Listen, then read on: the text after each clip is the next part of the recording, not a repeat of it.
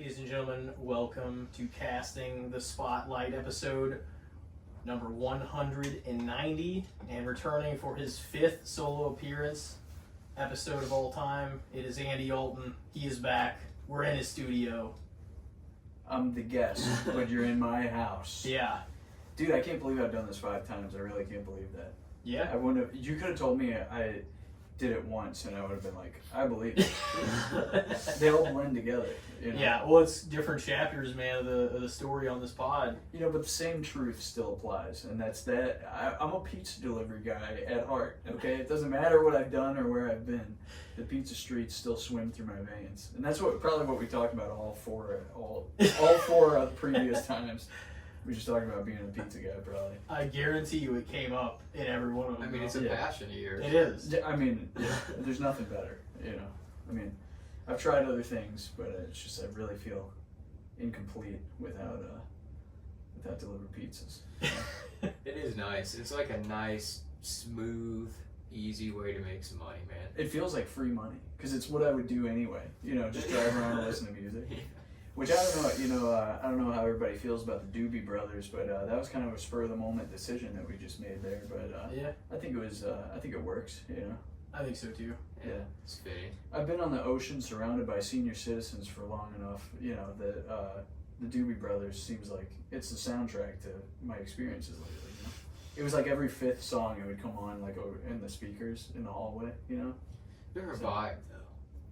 Oh, totally. Yeah. I'm not like saying, you know, like when I say like boomer music and stuff, I'm not like disparaging it. It's just it's before us. You know what I mean? Yeah. It's kind of cool to think that though, that we're like inheriting this music from like a whole different world basically, and it's like still good. You know? We did get a lot of great music before even we came about. Totally. So it's like, yeah, I feel like at this point in the game, most of the music I listen to is old. Like, I don't listen to anything that's modern that much anymore. There's like some hip hop and stuff that I keep up, like some of the artists I keep up with and whatnot. And The Weeknd, I like him. Like, there's certain modern artists that I like keep up with, but for the most part, I'm way out of the loop.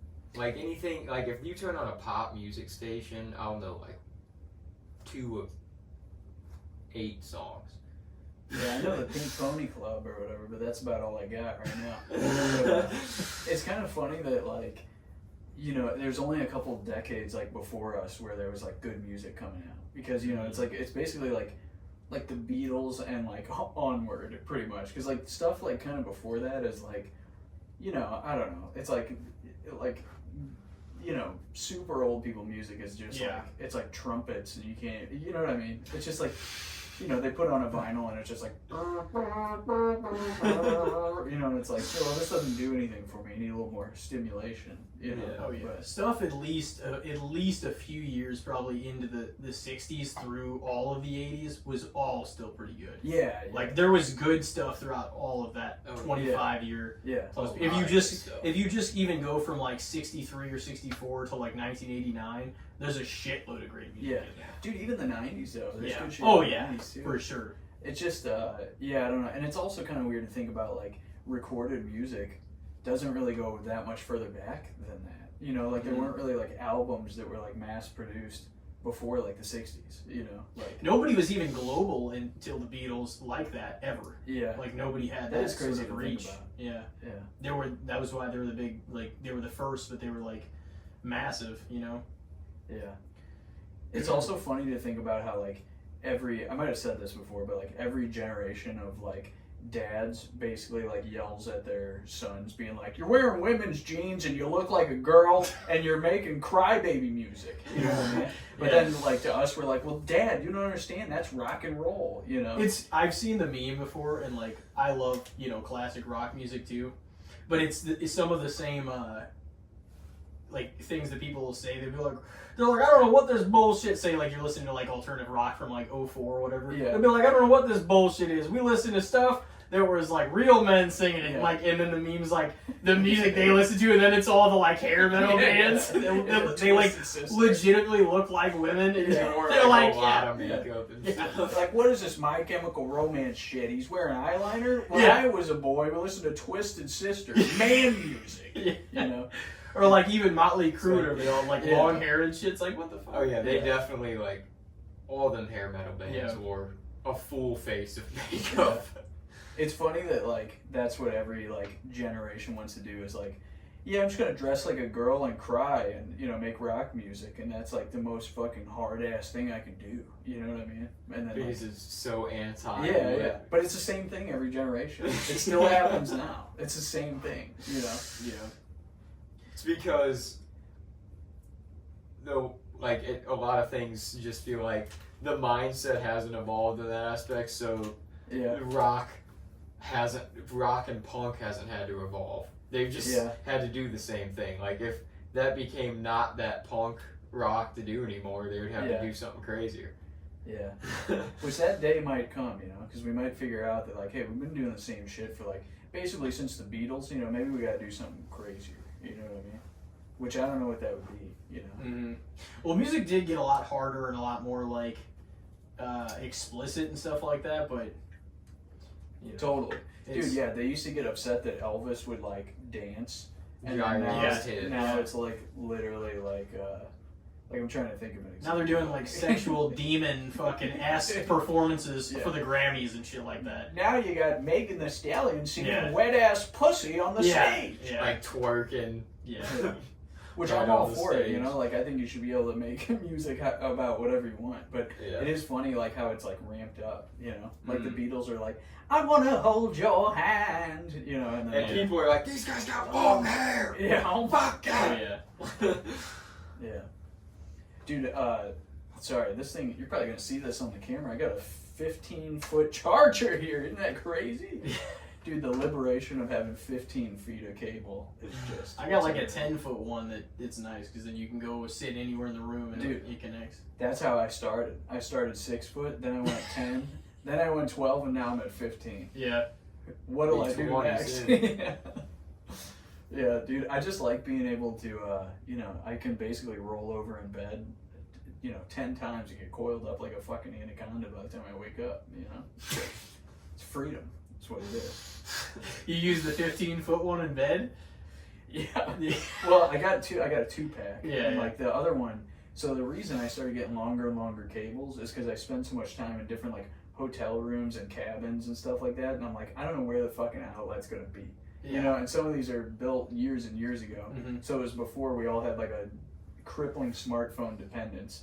So chances are they're not going to have an outlet right next to the bed. You know what I'm saying? Yeah. Like if I'm on a ship that was built in like the year 2000, this was 6 years before the iPhone came out. So nobody was like scrolling in bed. So the outlet's all the way across the room. You know what I mean? So it's like, but newer ships and newer hotels and stuff like that, they always got a USB port like right by the bed because they know you need that shit to go to bed. Yeah. I got a bad habit of like scrolling TikToks with one AirPod in until I fall asleep. It's fucked up, man. It can't be good for my brain. You just hear the same TikTok all night while you're sleeping. Yeah, well, I don't know. I mean, sometimes I'll like, have enough, to like put the phone to sleep or whatever. Like I realize I'm falling asleep and I put it to sleep. But then sometimes I'll like accidentally kind of touch around with my thumb and I'll like send somebody, like I'll send like the first person on my share list, like whatever TikTok I happen to be watching while I fall asleep. Which sucks because sometimes I'll send it to somebody and they think I sent it to them on purpose and it's like something that I don't even think is that funny. And then later I gotta be like, dude, I fell asleep. I didn't actually send it to you. That one's not that funny. This isn't a representation of my sense of humor. It's just because I fell asleep on the phone. Yeah. So. No, that makes total sense. Yeah. But unless you watch it later and you're like, that was a good one. Yeah. Well, and then I just let it be. There's a Beatles reference. So that's what that song was about. About TikTok. Yeah, they knew 50 years into the future. It is crazy to think that like Paul McCartney's like still alive and he was like one of the first, like you were saying, like global rock stars, you know? And then now there's like TikTok. You know what I mean? To go from like to go from not even having like a telephone to having TikTok and AirPods in one lifespan is like that world change is like, it's like unrecognizable, It's like, that's that great. That like first wave of like rock music, especially like when there was just superstars, it wasn't uncommon for everybody to be able to know every member of the group, or like Kiss, or like Motley Crue, or like especially even before that. Yeah. And like now, most people's favorite bands, I guarantee they couldn't sing. Yeah. Who, like, say there's 4 members, I guarantee Yeah. you're not gonna be able to name them all. Yeah. Like off the top of your head. Yeah, Kiss is cool too with the gimmicks, man. I like a good like gimmick musical act, you know. Mhm. And Detroit is kind of famous for that actually, because Kiss is from Detroit, right? Yeah. Alice Cooper, Insane Clown Posse, you know. It's kind of true. I mean, Eminem even Eminem had Slim grew up Shady. there. Yeah. Yeah, I guess Slim Shady's like a gimmick. It's like an alter Mhm. ego, Yeah. you know. I got the MF Doom mask up there. You guys know MF Doom? Yeah. Yeah. He's not from Detroit, but you know, another gimmick rapper. And my brother was a fan of his. Yeah. Yeah, dude, I love a gimmick, you know. It's cool to see that like from, you know, like the idea of a gimmick like translate to music. You know what I mean? Because that seems like kind of a different it's like a different approach than what it was traditionally done. Seems like it'd be hard to do because to stick by it, yeah. if you were an artist and you were going through a certain emotion or doing a certain thing and you like wanted to do a song about it, I guess that's why a lot of them could just use it as an alter ego. Well, that's what I'm saying. It almost, in some ways, could grant you more freedom to express yourself. Yeah. If it's not tied to your real everyday identity, you know. That's why Eminem could do Slim Shady. He's like, oh, this is where I can be like a fucked up. This is the fucked up, They would give you a depraved pass. rap. Yeah, because it's like, well, that's not me.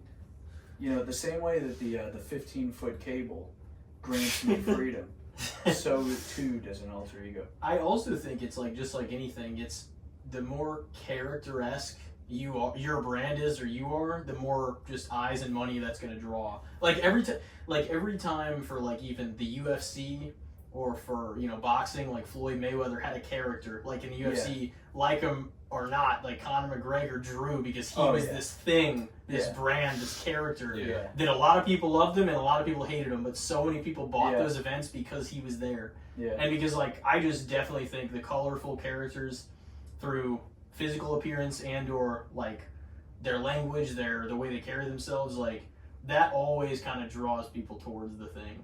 You know what I mean? Yeah. So like Major League Baseball pitchers, people that actually had a little more, like, say you were a cocky prick, or like your thing was, you know, you got pissed off and cussed, like Kenny Powers and all that. He was inspired off of a few characters, or like a few, you know, pitchers that were actually there and did that. But, you know, either two things are going to happen, you know, and we know this about like polarization anyway. A lot of people are going to love you, but like a lot more people are going to hate you also. And so no matter what, it's kind of a win-win because you're getting the best of both and everybody's watching you. Yeah. Well, when we're living in like an attention economy, basically, then that's like the way to win. You know, it's like the incentive is to get attention. You know, because then you get that translates to money. You know, clicks, views, ads, whatever. So I don't know. I can see also how that like becomes destructive though. Like when we, you know, as a society, like prioritize attention over like the truth in certain instances. You know what I mean? It's great for wrestling and stuff like that and like entertainment, but in like real life, I can see how it becomes destructive. Yeah, because then you always favor, no matter what, you favor your biases over the truth. Yeah, or like you know what I mean? Like you favor, you know, whatever you're gonna stick up for ahead of what actually the case is. You know what I mean? Well, like according to like what character you're playing or whatever, or like where you think your character lies. Is that what you're saying? Yeah, to a degree. I was trying to explain it better, but it's I mean, going back to the character thing. I do think like a lot of those types of characters, like look at John Cena. Look at how many people love him, and look at how many people have always booed him and hated him.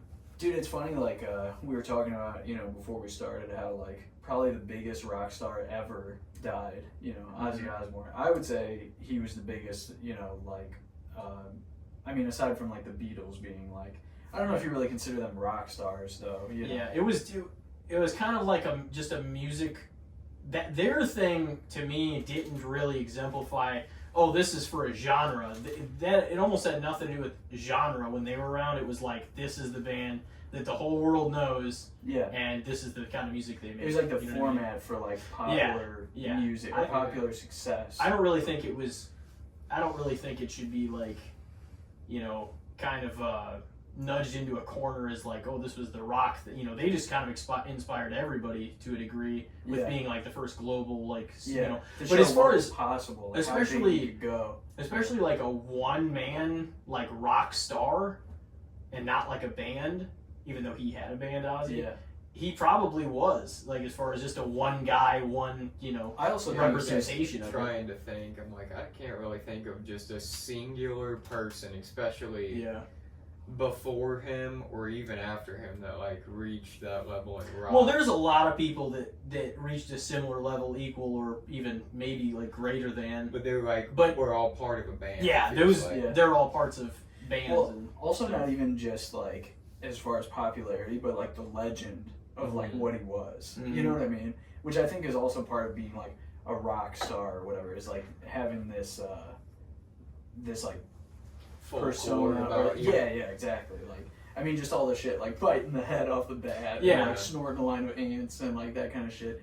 And it's funny because like at the time it was so controversial, and people would be like, oh, he's making Satan music and all this stuff, and it was like there was all this controversy and hatred and, you know, that kind of thing. And then like when he passed away, it was like the whole world stepped back and was kind of like, we actually love this guy. You know what I mean? Like, no matter like all that crazy shit that happened, like, we love this guy and we recognize what he did was just fucking out of this world. You know what I mean? Like, beyond what we knew was possible with music, you know? And so like, I don't know. I think that like, you know, between like Ozzy dying and then like Hulk Hogan dying like in quick succession, it seems like the world is like, it's transforming. You know what I mean? We're losing like touch with like that old you know, world or whatever. And it's also kind of like, it makes you realize that like we consume things so much differently now than we used to. You know, like back when Hulk was big, it was like everyone had to tune in at like the same time, you know? Whereas now, like, you consume stuff like at your convenience, next to the outlet in bed with an AirPod in or whatever, like we were just saying. So like attention is like fragmented. Where back then it was like everyone had to go to the event, everyone had to tune in at the same time or something. So it was like we all kind of had these like shared like stars. And I feel like it's like that still happens now, but it's just we consume it differently. And it's like as we lose these like big rock stars and you know, wrestling stars and things like that, it's like we become further away from that world that we used to inhabit. Yeah. You know? Like, well, the more people from that era, I was thinking about that too, like just listen to like podcasts or like some of the people that you listen to in like the wrestling world or like just legends, you know? And like we're gonna get to the point where like a lot of those people are gone, and like most of that world is going to feel like a distant memory because everybody after is from like the Gen X and beyond generation, and like all the stuff that we like they made is going to become the older stuff. Yeah. So like the stuff that was still pretty old when we were younger is starting to finally like really start to go to the back. It's gonna start feeling historic. And I'm like, that's crazy because we're gonna get to the point where the people that are big out there and or like legendary were not the ones that like laid the groundwork anymore. It's gonna be everybody that was in succession off of the early success. That's weird to think is about. What it's. I know. I was just like putting all that together. Think about like some of that stuff we're coming up on. It's like stuff from the 70s and 80s now. Feels like stuff from at that period in time. Stuff from like the 20s and 30s. Yeah, which is nuts. That's like, nuts to think about. Like, because to us, we've grown with it all, so it doesn't really seem that far ago still at all, like even the 80s compared to like 10 or 20 years ago. But like if you look at it in a time reference way, like that stuff is as far as like even before all the World War II shit was from them. I mean, if that car I got sitting outside, that's 25 years old. That's half of 50 years. That's fucking old. You know, that's crazy. It seems crazy though, you know, and it's like, I don't know. It's also, it's weird because having the internet now, you have so much more access to watching things that came before you. Mm-hmm. Like when we were kids, like, so I'm a little bit older than you guys, so I remember growing up like before, you know, like I mean, I'm sure you guys probably remember this too, like before YouTube and stuff, you know, like before you really could like watch stuff online.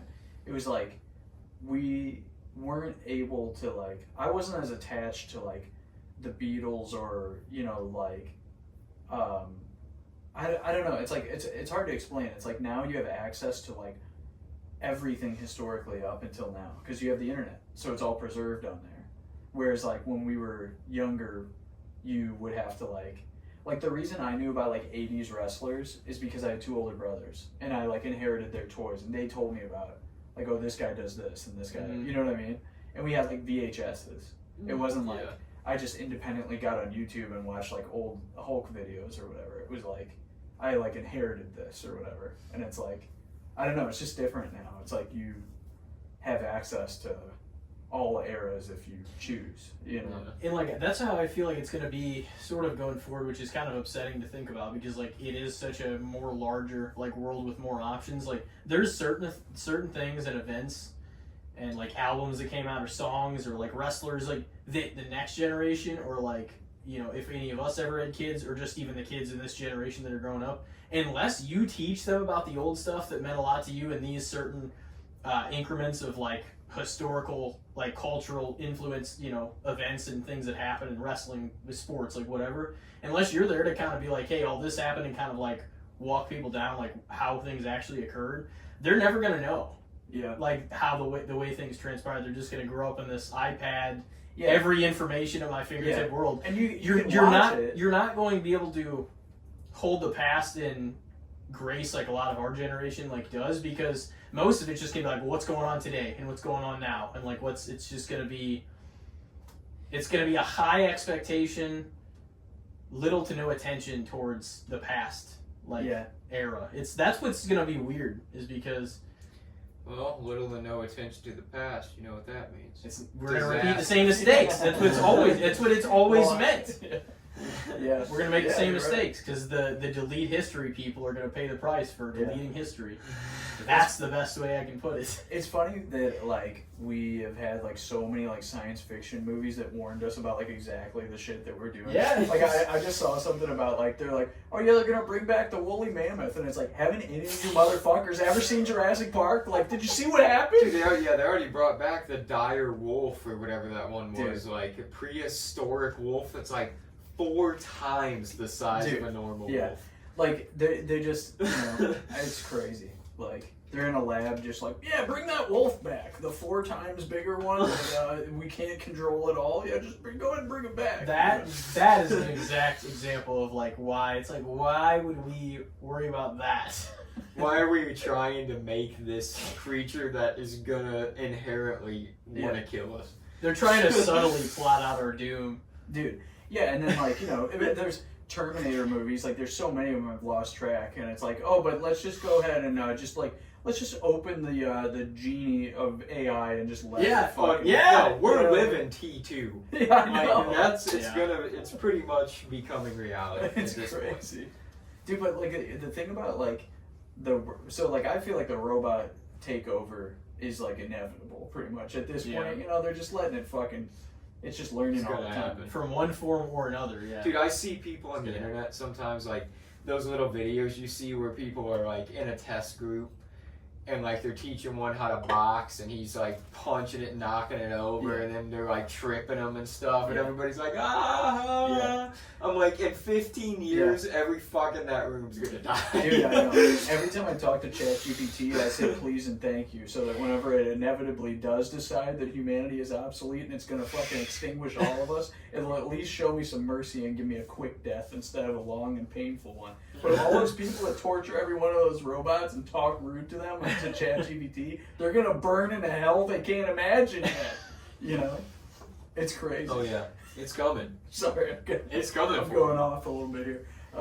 But yeah, dude, I think that you know, the Terminator movies will have you believe that like, oh, these skeletal like chrome robots are gonna come shoot us with machine guns. But like, I don't think it's gonna be like that. I think it's gonna be like the opposite. I think they're gonna like love us so well that we don't need to ever talk to each other again, and we only fuck around with ChatGPT and AI until we're just lonely, you know, non-social creatures that no longer We argue on the internet about all the things that we individually consume, but nobody actually talks in person anymore. Yeah, I can so easily see that being the case, though. It's gonna definitely love us to death. You know what I mean? Not not kill us through violence. It'll kill us through entertaining us and meeting our needs so well that we never socialize with each other again, and we just like live in this weird like halfway existence of like only talking to robots. You know? Yeah. The way things are trending, I feel like that's not like far off, because there's a lot of people that are already looking for a reason to like self-isolate into, I'm just gonna stay in my world and everything. You know, at times, like. Yeah, but it's not good for you to not interact with anybody. Yeah, you have to get out there and talk to people. You'll end up talking to Wilson out there. That's why I got Wilson. Yeah. Well, that's gonna be everybody. It's gonna be a mix between like we're all gonna go insane in our own little worlds, but it's gonna be kind of like WALL-E, dude. We're just gonna all be fat. That's fucking horrible ending. I've never seen. Or, no, I mean like the ending of like civilization is what that like even the start of WALL-E.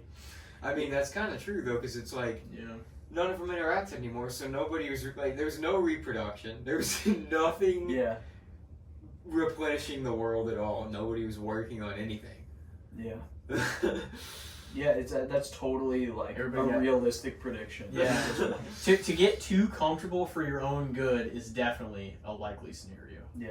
That's one of the worst things, though, I think. Comfortably numb, dude. What is that? Pink Floyd, man. They were telling us about it in the 70s, dude. As my Uncle Mick would say, that's the best song to get stoned to. That's his jam, man. He's an old guy, you know.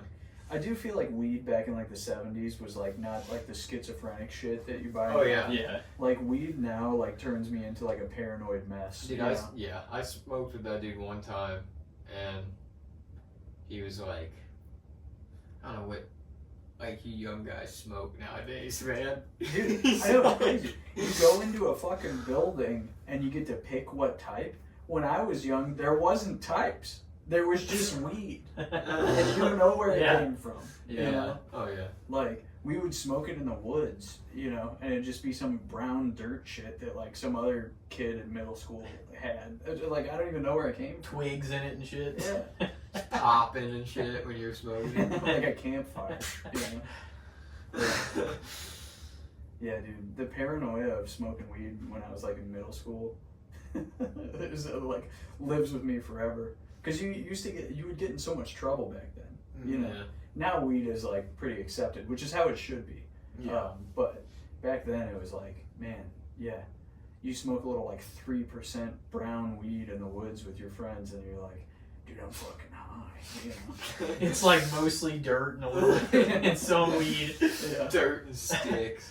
But now you go to one of those dispensaries and they're like, yeah, we got this 36% or this 40%, and you hit it once and go schizophrenic and forget your fucking name. Yeah, it's insane. I think it was like Dusty Slay, the comedian, had the skit that was like, he's like, dude, I go into the dispensary now, and I just ask for the weakest thing they got in there. I used to do that. And he's like, is there anything that you guys were thinking about throwing out? I'll take it. Dude, I used to do that. I was living in Oregon whenever weed became legal there. And I used to just go to the dispensary and literally say that. I'd be like, give me the worst weed that you have. Give me that shit that is unidentifiable, you know. And I would that would just be like, so I could like, I'd be like, okay, this is, you know, really weak weed, so I can smoke like a whole joint to myself. And I go in the backyard and smoke it, and then I'd like still have like a fucking panic attack. Oh, God damn, I can't hang anymore. But yeah, I don't know, man. I smoked weed for like years and years, but I've been off it now. I've been off everything aside from bullshit gas station energy drinks, you know, which are probably also slowly killing me. But they definitely are slowly killing me. I mean, I do those too. Yeah. Wake up early, work a physical job, gotta have your energy drink. Oh yeah, dude. The gas station is the common denominator for everybody, you know. Yeah. It's like we all like. Let's just be honest with each other. We all love we love candy. We love caffeine. You know, so chips, nicotine, chips. Yeah, a little salt, a little sugar. You know, it's like, you know, when you go in the gas station, you know, everybody's just got their little needs. It's crazy. Like everything in there will kill you. You know, it's just at what speed. And so like the stuff that's further away, like is more normal. But as you get closer to the counter, I think I've talked about this before with you guys. But as you get closer to the counter, the spookier the products get. Like those boner pills, like right next to the register, are like fucking unidentifiable ingredients. You know, that's how that guy ate the other person's face in Florida or whatever. Wasn't he like smoking bath salts and eating boner pills, and then he fucking like ate somebody's face? Yeah. Any of those caffeine pills, or not? We took some of those caffeine pills in the gas station before, and it just made my heart beat out of my. Because we were afraid we were gonna like. So we were going to a movie, and we were afraid we were gonna be too tired and fall asleep in there. So we took caffeine pills, and our heart was just like beating out of your chest. Yeah, I wasn't afraid I was gonna fall asleep at that point. I was just afraid I was gonna have a heart attack and die. That was like seat in the theater. One of the closest I've ever felt like I was gonna have a heart attack. Dude, yeah, my heart was beating like super irregularly. Yeah. I'm like, I'm not buying any pills from the gas station. I'll tell you that. Dude, gas station pills are the express lane to insanity. It's especially like, dude, I've seen like, have you ever seen the boner pills like in the bathroom of the gas station? It's like you gotta be a psychopath to be taking these. It's like I don't think I would even buy a condom out of here either. That thing's ripping. Dude, ingesting anything you bought with like 2 quarters in a gas station bathroom is insane. You're fucking playing Russian roulette. It's like the dirtiest bathrooms that have the vending machine in there too. Yeah, that's crazy, man. Yeah, I don't know, man. There's something comforting about gas stations and stuff like that. It's kind of funny though because all of us, we probably you almost treat the gas station trip as like if you have a daily normal thing like to or from work or whatever. It's like it's almost the most routine part of your day other than your normal stuff at the house that you do. Yeah, it's kind of like stop and get an energy drink, a breakfast, a snack, or whatever. Yeah, Yeah, dude. Whenever I get on these off these ships, I like to go to the convenience stores like in different countries and stuff. Because that's like where the common people are. You know what I mean? Like, I'm really getting my finger on the pulse of the culture by going to 7-Eleven in every different country. You know what I'm saying? Which, by the way, Japan has the best 7-Elevens, and a close second is Denmark. Denmark's 7-Elevens are unreal. They got hot dogs I couldn't even comprehend. They got like, dude, they'll take like a French baguette and just like drill a hole in it and put a hot dog in it. And it's like, that makes so much more sense than having a sloppy ass bun. You know what I'm saying? So, I don't know. That's pretty awesome. But yeah, dude, I feel like I'm like the Anthony Bourdain of like convenience stores. Like I go buy shitty energy drinks and candy bars from like should definitely start a vlog with it. Dude, I know. People have told me that I should start a TikTok or something of like just different convenience stores around the world. Just get like a drink and a snack from each 7-Eleven or each place. Or just show the items in the different countries. Yeah. Dude, that's a great idea. And give your review of it. Yeah. I need to do that. Yeah. Well, speaking of, plug-in stuff, I got Pepperoni Jabroni on Spotify now. So you can listen to it on Spotify. That's Pepperoni Jabroni. So I got some of those on there. But that's been my only, like, travel content. That and just shooting photos. I've been taking photos on a little point-and-shoot camera. I looked through your whole Instagram one you just posted, and I was like, God damn, like, the amount of photos in it and stuff.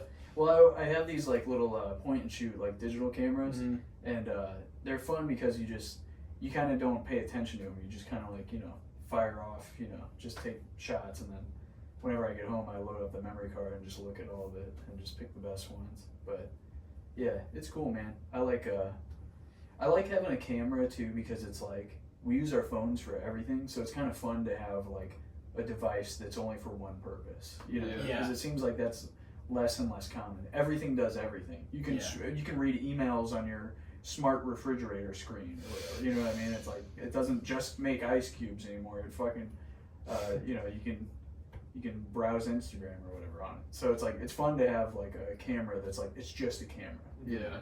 So. See, I think those are still, like, even Polaroid cameras, I think those are still really badass. Like, just snapping the picture and then prints out for you. Like, I thought about getting one, like, honestly. Well, it's cool to have physical media too, because since everything is like consumed and put out through basically our phones or a computer or whatever, it's cool to have physical things. Like we were talking about albums out there, like sometimes it's cool even if you don't actively listen to vinyls often, it's cool just to have them, you know, to just go to a Yeah. record store and like flip through what they got and like buy one, and you know. It's almost, yeah, like, it's more of a fascination in collecting them than actually playing them. Like, and I will play them. Yeah. But I mean, I don't play them as often as like I listen to Spotify because it's not as convenient. But it's still cool to have them, you know. I was doing that with tapes for a little while because tapes, like, nobody gives a shit about tapes. At least they haven't yet. They're going to start. Yeah, it'll come back eventually. Yeah. But so like they'll be like $1 at like, you know, thrift stores and stuff, and I'll find some cool tapes for like $1, and then one of my cars has a tape player, so I'll listen to them while I drive around and stuff.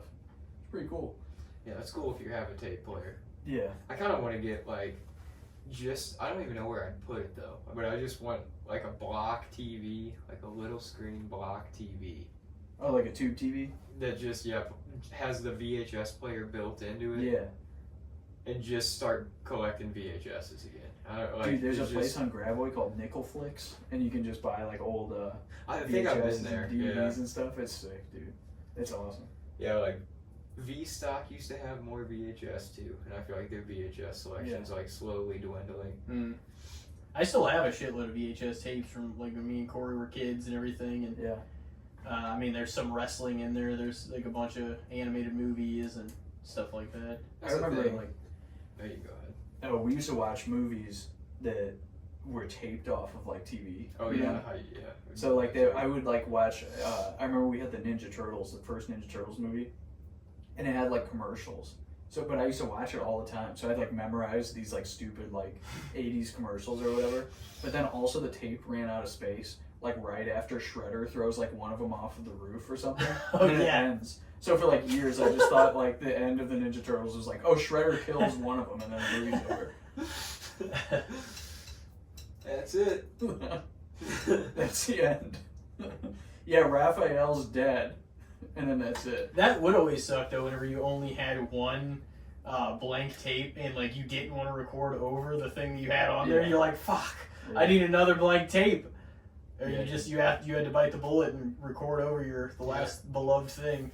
Dude, I remember like downloading music on like Napster and Kazaa and all that, and then I would burn it to a CD. I would burn like a mixed CD of like 16 to 20 songs, whatever it would fit. And then I would take that CD and I would put it in a portable CD player with batteries. That then I would hook up the headphone jack. That then went to a fake tape that was in my car's tape deck, you know. And then I could listen to like 3 6 Mafia while I drove, and I was like, this is so convenient, you know. I thought back then, I was like, dude, I got this song for free. This is fucking awesome. Because before that, you used to have to buy the whole CD, you know. Yeah. But yeah, when Napster came out, man, yeah, that was a real thing. 15 minutes to download like one song, you know, and then it'd be like the wrong one. That sucked. You see less of those too, though. The tape decks, like the tapes with the headphone jack. Or like the tapes that you could play your own music from. I remember I used to have the thing that you had to like plug into your USB or your little like aux thing in there, and then tune into the radio station. Oh yeah. And then like it would always fuck up, and you had to like reposition it. Yeah, dude, the amount that we did just to see. That's why I'm saying like driving and listening to music is like a sacred activity, because the amount of shit I put up with just to be able to do it is crazy. You know, I remember when iPods came out, and like my buddy had one, and I would listen to like.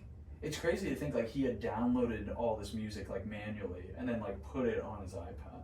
You know what I mean? Yeah. Like that seems like so much work now. But back then, we thought it was like the most convenient thing ever. Because it was the first time it was all one device. Like, Yeah. if you brought your CD player with you, you had to bring that, and then However the many 6 CDs CDs you were gonna yeah. bring with you, which is kind of a pain in the ass. 'Cause your mom or whoever be driving, you're like trying to fiddle around with the CD. Oh, And let me half open the time it. you only want to hear like a few songs from the CD. Yeah. So it's like, Yeah. That's why, you know, like whenever a CD was like good front to back, it was like, this is awesome. Yeah. Like, That was really worth the investment. You're Yeah. like, damn, that CD was worth every freaking penny.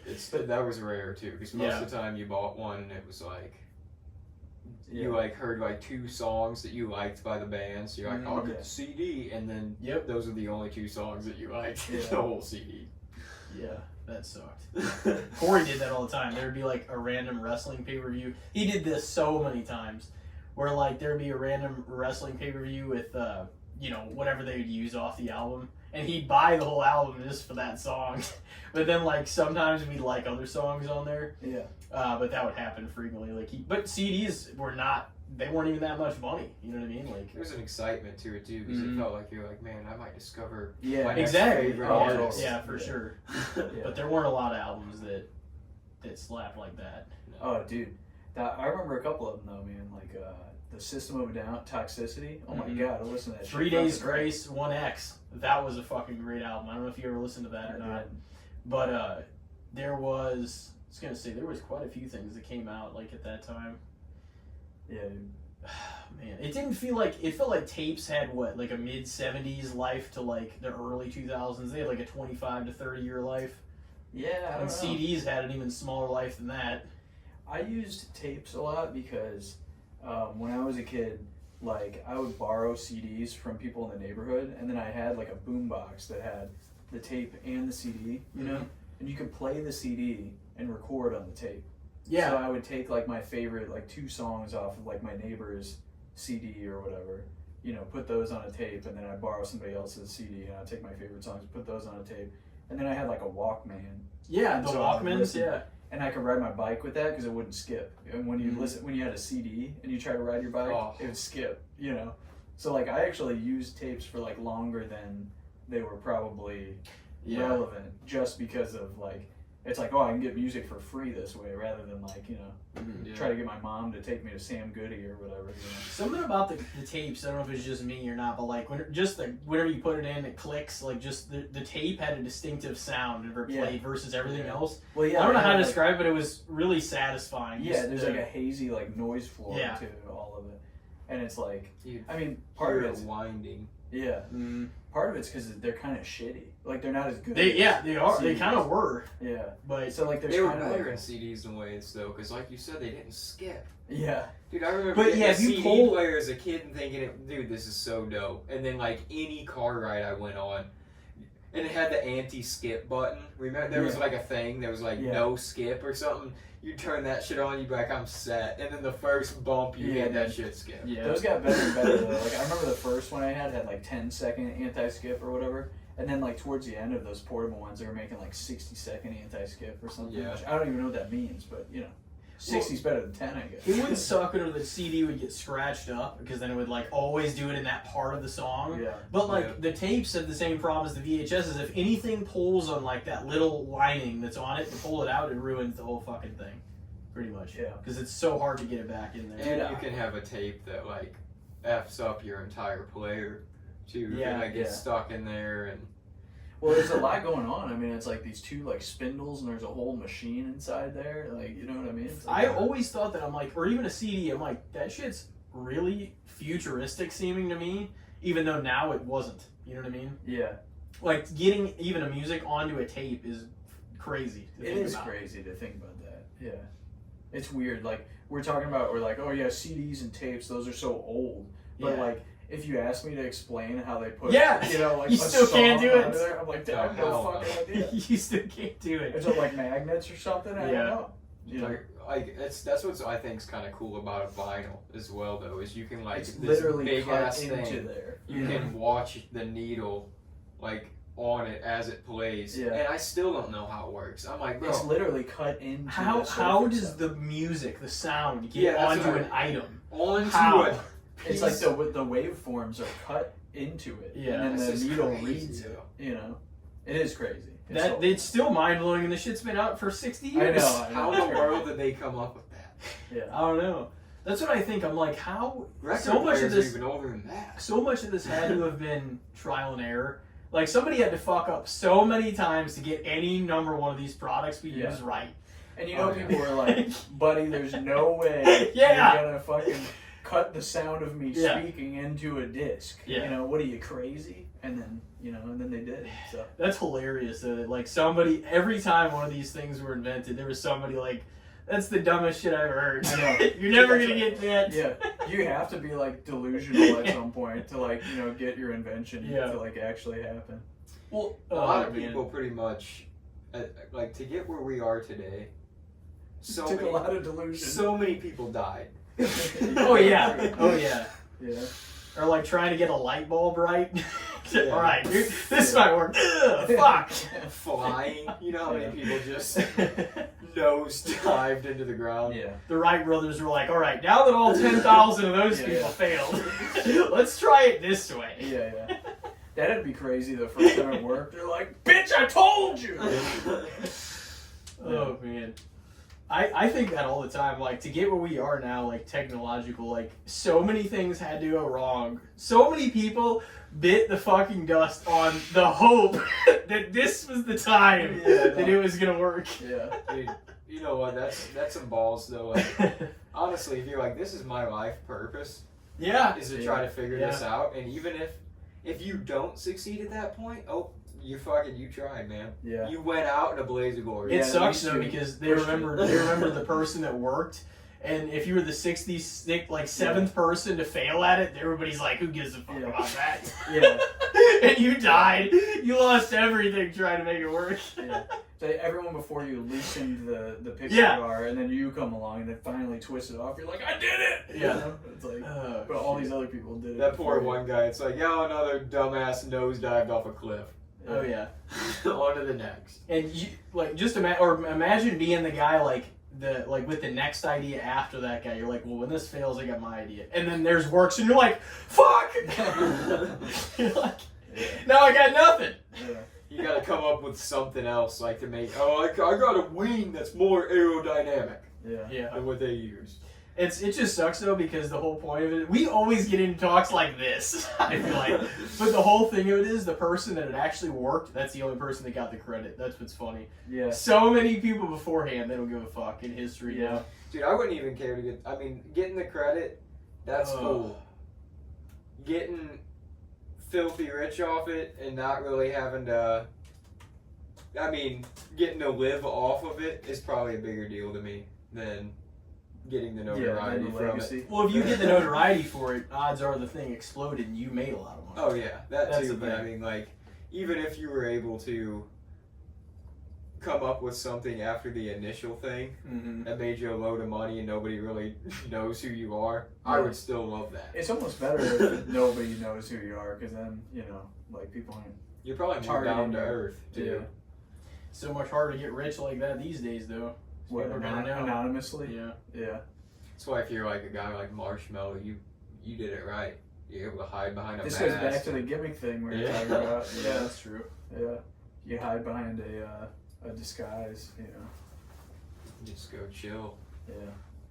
That's crazy to think about. That like the Blue Man Group, when they're done, they just go out in public and just like hang out and nobody knows. You know what I mean? But like 45 minutes earlier, they're playing a xylophone on stage, like catching a ball in their mouth for thousands of people or whatever. And then they just go out and live a normal life, and nobody's like, "Hey, can I get your autograph?" And nobody's trying to fuck with you or anything. You know what I mean? And so many blue men have come and gone. I'm sure. There's Oh, yeah. mystique to having like a gimmick like that, character. Yeah. And like, there's not a lot of mystique and a whole lot of anything anymore. Yeah. Because of the internet. Yeah. Mystique makes anything or anybody more interesting, though, to be honest. Because if there's Yeah. part of something that's hard to tap into, all it does is like up your desire to want to know. Oh yeah. Yeah. You know what I mean? Increases intrigue. Yeah. Yeah. For sure. Yeah. Oh man. So you're getting ready to go off on another adventure here in the next week or so, right? Yeah, yeah. If everything goes right, I'll be going back to Europe. Well, I'll go to New York first, and I go around Scotland. Then I go to Germany, and then I switch ships, and then I go around Norway, and then I fly back to New York, and then I fly back here. So it's like this crazy itinerary. I had to write it all down on each day so I didn't forget, because it's like I gotta get like. I gotta get like an Uber to the place where the shuttle is, and then I take a shuttle to. Oh, the ship. man. You know what I mean? It's Yeah. like it's insane, Yeah. but it's fun. It's like you treat it like a video game, like a quest or something like that. Mhm. So With my next mission.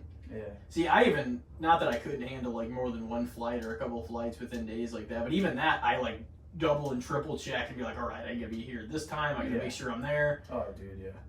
Well, and then also like you know, I'll go somewhere for like a month at a time, and then I go home, and it's like there's all this jet lag and all this crazy stuff, and I wake up like back in my house. I'm like, oh shit, you know, like Yeah. I'm like I'm not on the ship. I'm not in Italy. I'm not in the airport. I'm not. Where the hell am I? I'm like, oh, I'm at my house. Okay, you know, like so it is kind of like it can be disorienting to travel a lot, you know. Mm-hmm. But it's cool, you know. I'm really happy to be doing it, you know. Like it's a kind of something that I accidentally like fell into, and I never expected to see as much of the world as I've been able to. So I think it's awesome, though. Honestly. Yeah, it's great. I mean, and I don't think it's a thing that I can do forever. I think it's like a short-term opportunity. So I'm just trying to get as much out of it as I can, and then yeah, I don't know what I'll do after that. You know, probably go back to making shit jokes on the internet. You know, my true calling. Because Back when to you're pizza delivery. Yeah.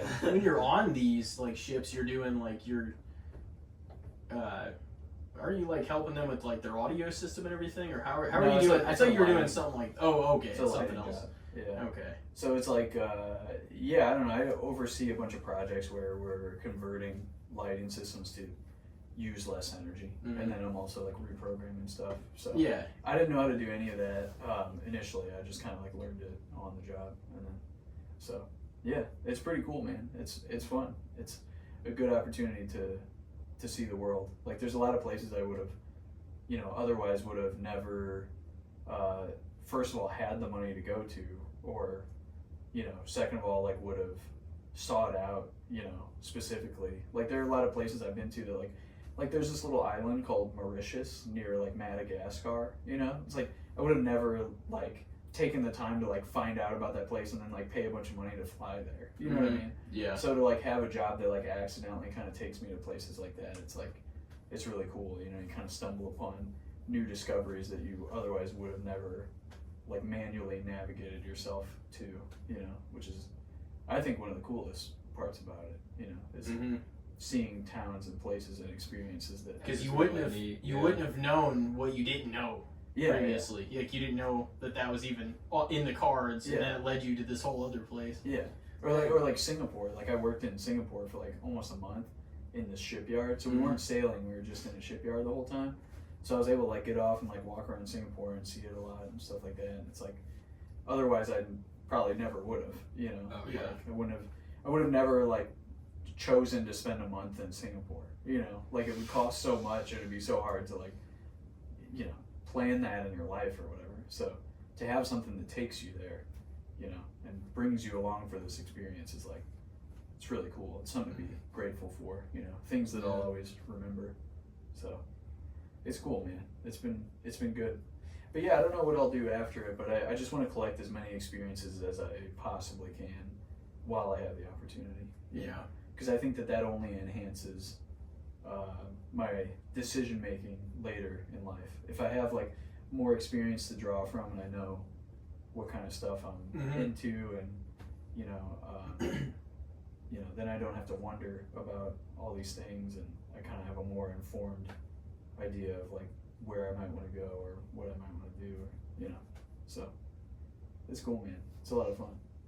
It's a good time. It's neat though that you get to see like more rural, like sort of small town spots in Yeah. different countries. Because yeah, that's something that like normally you'd never get the chance to do something like that. Like, Yeah, I've worked 2 different times in a city called Trieste in Italy, which is not like, you know, it's not like a totally tiny town or anything like that, but it's not like one of the major like tourist. It's not like where you'd go if you were gonna take a vacation. Yeah, to Italy, right. You know. And so I've been there for like, you know, I worked a job there that was like 6 weeks, and then I worked another one that was like a month. So I've spent like, you know, almost a season in Trieste, Italy, which like I never would have. Again, I wouldn't have like pointed on the map and been like, I have to go there for, you know, 2 months or whatever. Like that never would have happened. So it's cool to have that experience. And then now I'm like familiar with that town in Italy, just some city that I never would have even heard of otherwise, you know. So yeah, it's cool, man. It's awesome. I really enjoy just the feeling of being able to like, when you go to a new place like that, like it's kind of cool to be able to look at everything like with new eyes. You know, like when I come home to familiarity, a lot of the time it's like I almost like don't notice things because it's all really familiar. Like I just had some friends in town that stayed with me like earlier this week, and when we were driving around there, they'd be like, "What's that?" You know, like pointing to like a water tower or something, and I'd be like, "I don't even think about that ever." You know what I mean? Like I drive by that every day, and I never even think about it. Yeah. So like to be able to go to new places and it's like you're like a baby again. You know, like you see everything like new because it's all unfamiliar. You know? And so like I really enjoy that feeling of like just being like present and noticing things and like being in this environment, you know, because like I don't know, I mean I guess you can will yourself to do that anywhere, even if it's like a familiar environment. Like you can bring yourself back to that mindset to like pay attention and notice new things about a familiar place. But I guess maybe it's just easier when you are in an unfamiliar or new situation, you know. It's like you get mentally stimulated in a different way, you know. So in your day-to-day circumstance, you pretty much go on autopilot. yeah, You don't you don't recognize the things around you. yeah, which is, it can be nice though, you know. Second nature. You know? It's kind of nice sometimes, like we were talking about like your routine at the gas station or whatever, you know. That's what makes it feel like home. Yeah, there's like some comfort in routine or familiarity or Yeah. whatever, you know. So, but yeah, it's also cool to like challenge that sometimes and be in a different experience, you know. Yeah. So, Well, it's just like with anything. It's kind of like it's nice you can go see other places and then be unfamiliar and out of your comfort zone, and then you come back here and like you full well know where you are, who you're around, what you're around, and like you know your usual habits. I'm very lucky to have you know, like a house and like a home base and like friends and family here and everything, because I have something to like return to. Like some of the people that you know I've worked with like on these ships and everything, like they're from all over the world, and some of them like come from situations that just like absolutely suck. So like they don't have something that they want to return to, or you know what I mean. So it's they're like, almost better out there on the road and going wherever they're going than some of them are going back to what's supposedly home. Yeah, and yeah, a lot of them have a lot of people like depending on them, you know, like they send money back home and like all that stuff. And so yeah, I recognize like how lucky I am, you know, through like interacting with a lot of other people on the ships and everything. It's also cool, like not only to get off of ships in different countries and like see the place, but also to like experience and see the lifestyle of people who like live on ships and work on ships like all the time, you know, like the crew and everything. Like it's cool to be like embedded in like their world and like how they live and everything. Like we go to the crew bar and like do karaoke with them and stuff, and it's like it's cool. I mean, we're only there for like a couple of weeks at a time, so we don't really like form as close of bonds with all the crew people as like they do with each other, but we still kind of like get a peek into like their world of like, you know, who they hang out with. And we like meet all the people, and each ship is different, you know, like there's different you know, like cliques of people and different things to do, and you know, so each ship is like its own like little ecosystem, and you don't know like what you're stepping into every time. So it's like you never know. It's the modern day pirates. Yeah, just the cruise ship. How many people are on each ship? If you had to guess, like it's on average. I mean, they're different. Yeah. Different sizes. I mean, we've worked on ships that are as big as like, you know, they have a capacity of like 6,000 people. You know, and then we've worked on ones that were as small as like 500 or 600 people. So either way, that's a lot of people. Yeah. I mean, dude, like to put it in perspective, like you know, there's my buddy Lance.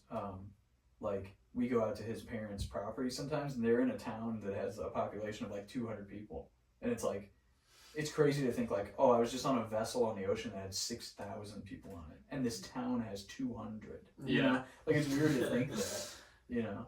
So I don't know. It's almost like when you get on a bigger ship, it feels less like claustrophobic almost or something. It's like it's such like it feels like you're in like a huge building.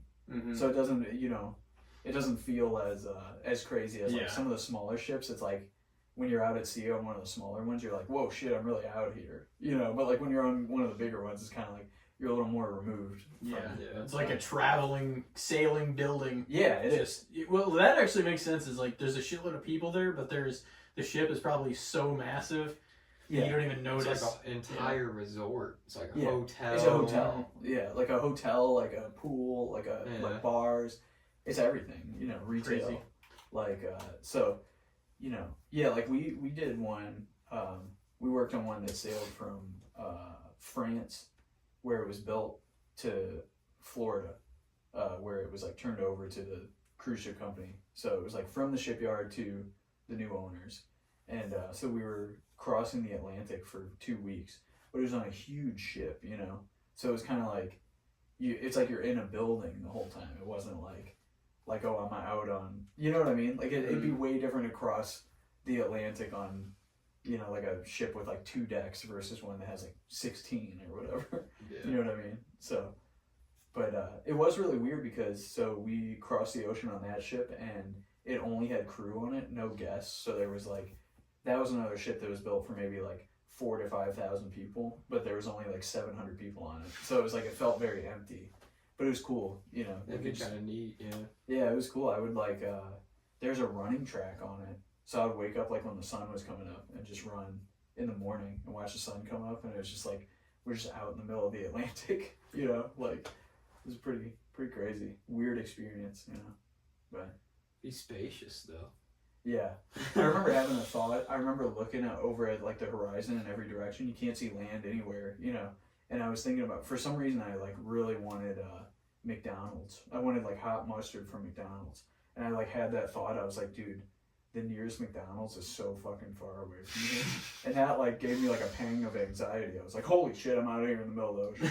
But like, it's like I didn't realize it until I like had like a hankering for McNuggets, you know? Something that you didn't have access to. Yeah. Yeah. That's what made me like realize it. But yeah, man, no, it's cool. I mean, and my dad was in the Navy, so he like sailed all around and stuff, you know? So like, I guess maybe, you know, I wonder how much of that is like hereditary or something. Like now I'm like a sailor, you know what I mean? Like he was. So it's kind of cool. It's kind of wild it ended up, like you end up in this situation then, apart from like his experiences, and it just sort of happened. Yeah, it is. It is crazy. Yeah. Wow. Yeah. It's weird. I think about that sometimes. Like, especially I was sailing like out near like Thailand and Singapore and all that stuff. Mm-hmm. And he was like stationed in the Philippines for a long time, so he would have been in that like area of the world. And I was just thinking about it. And he was I sailed around Japan too, and he sailed all around Japan. So it's just something to think about. You know, it's like kind of crazy to think like, oh, he did this back in, you know, the 70s or whatever. And then like now I'm here sailing around Japan. Yeah. You know, it's weird. But it's crazy that you can even sail the world like just casually now, you know? Like everybody, the world, everybody knows of the world and everybody can just jump on a boat and do it. Like, well, usually it's expensive. Well, yeah. Which is why, you know, I'm trying to get as much out of this as I can while I can, because otherwise it would cost so much to have, you know, done all the voyages that I have done.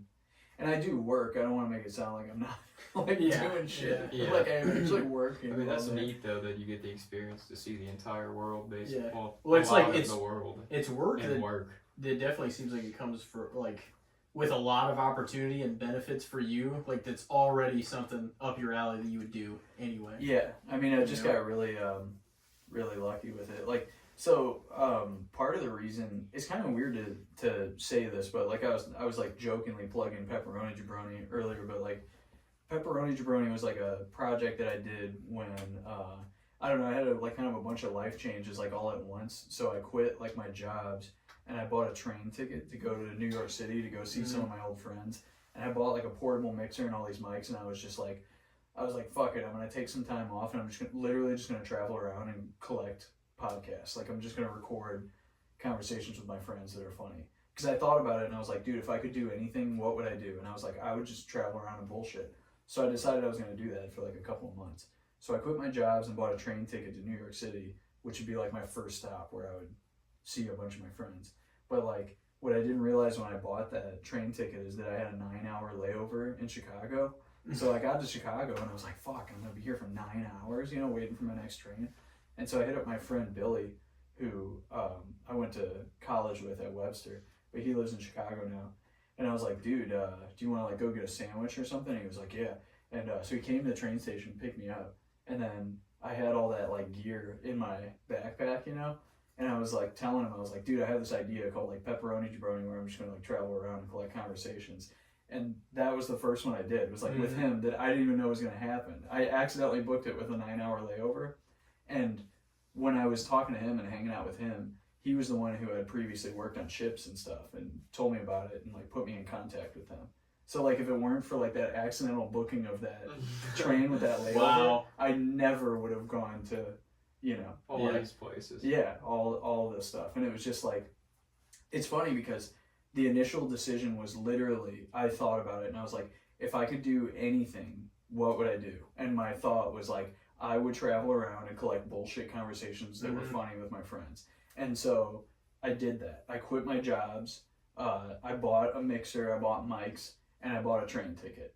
And then like, before I knew it, it's like, holy shit, I'm in like Thailand. You know what I mean? It's like, I didn't even like, it's like it automatically happened.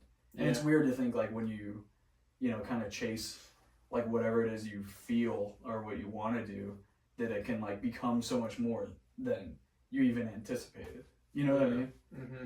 Like I never thought it was in the cards for me to like sail across the ocean or whatever. And then like, because I decided like, hey, I'm going to quit my jobs and collect a bunch of bullshit conversations, all of a sudden it happened. You know, it's just like, so if you just, I don't know, if you just like pursue what you feel, you'd be amazed at the results sometimes, you know. At least that's how I feel, you know. That's how I feel about what happened with my situation, at least. So. Oh yeah, no, it definitely feels like you almost have to make some big decisions for like everything else to like line up. Like once you make your big or bold decision to do one thing, like that like allows the next chapter of your life to kind of organically play itself out. Yeah. Because like, you know what I mean? You've already made the choice to like change things as they are. Or in your case, you didn't even fully know you were going to. You just went up there. I'm just gonna see what happens. I'm gonna travel the country, and then like that led into everything else. Like it's crazy how those things can happen. Well, yeah, and then like after that, when I got to New York, it was like right after two of my buddies planned this whole trip to Japan, and they were like, "Hey, you should go with us." And I was like, "Oh, well, I would, but like my passport's expired." And then I figured out that you could get it like emergency renewed if you had proof of international travel within like 2 weeks, and which I didn't have at the time, and they weren't going to Japan for like 3 weeks. So I booked tickets to Japan for like the wrong dates, and then I made an appointment at the place where you could renew your passport, but the only one where they had available appointments was in Seattle. So I was like, fuck it, I'm gonna fly to Portland, rent a car, drive up to Seattle, show them these fake Japan tickets, get a new passport, then change my dates or whatever. But like all that also took me all the way out to the West Coast to see like a bunch of old friends, and like, you know, I drove this rental up to Seattle and I got a passport, and it all ended up working out. And then I went to Japan with them and everything. It's like when I first made the decision to quit my jobs and buy a mixer from fucking Guitar Center around the corner and like just get on a train to go make a podcast. It was just like, so many people would tell you like, you're throwing your life away. Like you have a good job and all this stuff. And I had thoughts like that, you know, it's like, dude, like what the fuck am I doing? You know, but it ended up like completely putting me on a different trajectory. And it's crazy how that can happen, you know. And I'm just grateful that that it put me on a good one instead of a bad one. Yeah. You know, dude, I think about that like this is a stupid example, but like when Insane Clown Posse first started, there were 3 members, and one of the dudes like quit, and it's like back then, that's probably the smartest decision. You know what I mean? They're probably like, hey, why don't you quit the clown band and go back to community college or whatever? And he's probably like, yeah, you're right. You know, I should get my shit together. Yeah, what am I doing wearing fucking face? Yeah. But the one guy who quit probably every day now is like, fuck! You know? Oh, yeah. Well, wasn't it the Beatles? I think it was the Beatles. There was a member, Pete Best, the drummer? Yes. Yeah. Before Ringo. Pete Best got fucked. Yeah, that's great. Dude, he left arguably the greatest rock band of all time. Yeah, I mean, it's a gamble, dude. Like, you're talking about, like, the Wright brothers. Like, you know, they could have fucking nosedived off the edge of the cliff, but They don't know flying, so, you know. I mean, people look back on you now and they're like, what a dumbass. But at the time when you were doing the thing, they were like, what a dumbass. Yeah. Yeah, so I mean, that just kind of goes to show you, it's like, you know, fuck the outside. Like, if you have something that is just like, that you feel passionate about it, you know, fuck what other people are going to say. The thing is what like, you want to do, if you, like, always knew what was on the other side, it wouldn't be a risk. Yeah, you know totally. what I mean? Yeah. But, like, if you stay here, not here, you know, literally here, but really here too, I guess. But, like, if you just do what's comfortable for you, like, that's all you're really going to know. But, like, if you actually, you know, you didn't know what the hell was going to happen, and it took you on a completely different journey. You know what's kind of crazy to think about, though, is, like, there's also risk in not taking risk. No, there is. Then later, I mean, it's almost the ultimate risk, because you're gambling to lose, because you'll never know what would have happened if you would have tried something that you were interested in. And that will torment you more than trying and failing. Yeah. You know? And that's what they say is, like, regret is more powerful than failure. You know, like you're more of you're a not, weight for yeah, sure. exactly. Yeah, failure is not even, you know, it's not even a bad thing. It's just, it's not going to go well for you if you bat for perfection but never take any risks. Yeah, I don't know. I mean, obviously failure in some instances is not a great thing. You know, you don't want to be a fucking plastic surgeon and botch somebody's face job or whatever. You know, like then you probably don't want to fail. But you know, but as far as like in your personal life, like just experimenting with like what you might want to do, or you know, trying different things, I think it's valuable to not only do that when you have the opportunity, but like also do that like continuously throughout life. Like just because you get older doesn't mean that you can't have like new interests, or it's just bullshit social and like family pressure to be like, you gotta do this by this age, you gotta be married, what are you doing not having kids, you're 35, whatever. It's like, it's not your life. I'm not living your life, or I'm not living my life for you.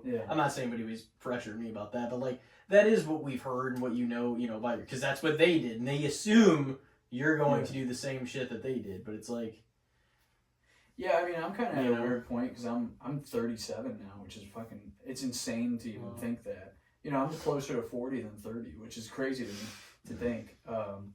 But also, you know, I have a lot of friends that are like my same age that have like married, you know, they're married and have like multiple kids and stuff. And, you know, they'll talk to me about like, oh, dude, you know, like I live like vicariously through seeing like that you sail all these places. And I'm like, well, dude, also, like, I also don't know what it's like to have, like, you know, a very deep connection with, like, someone I'm married with, or, like, have kids that I'm raising. Like, you know, it's like I could say the same thing to them. Like, you know, I look at what you do, and I wonder what that's like, you know?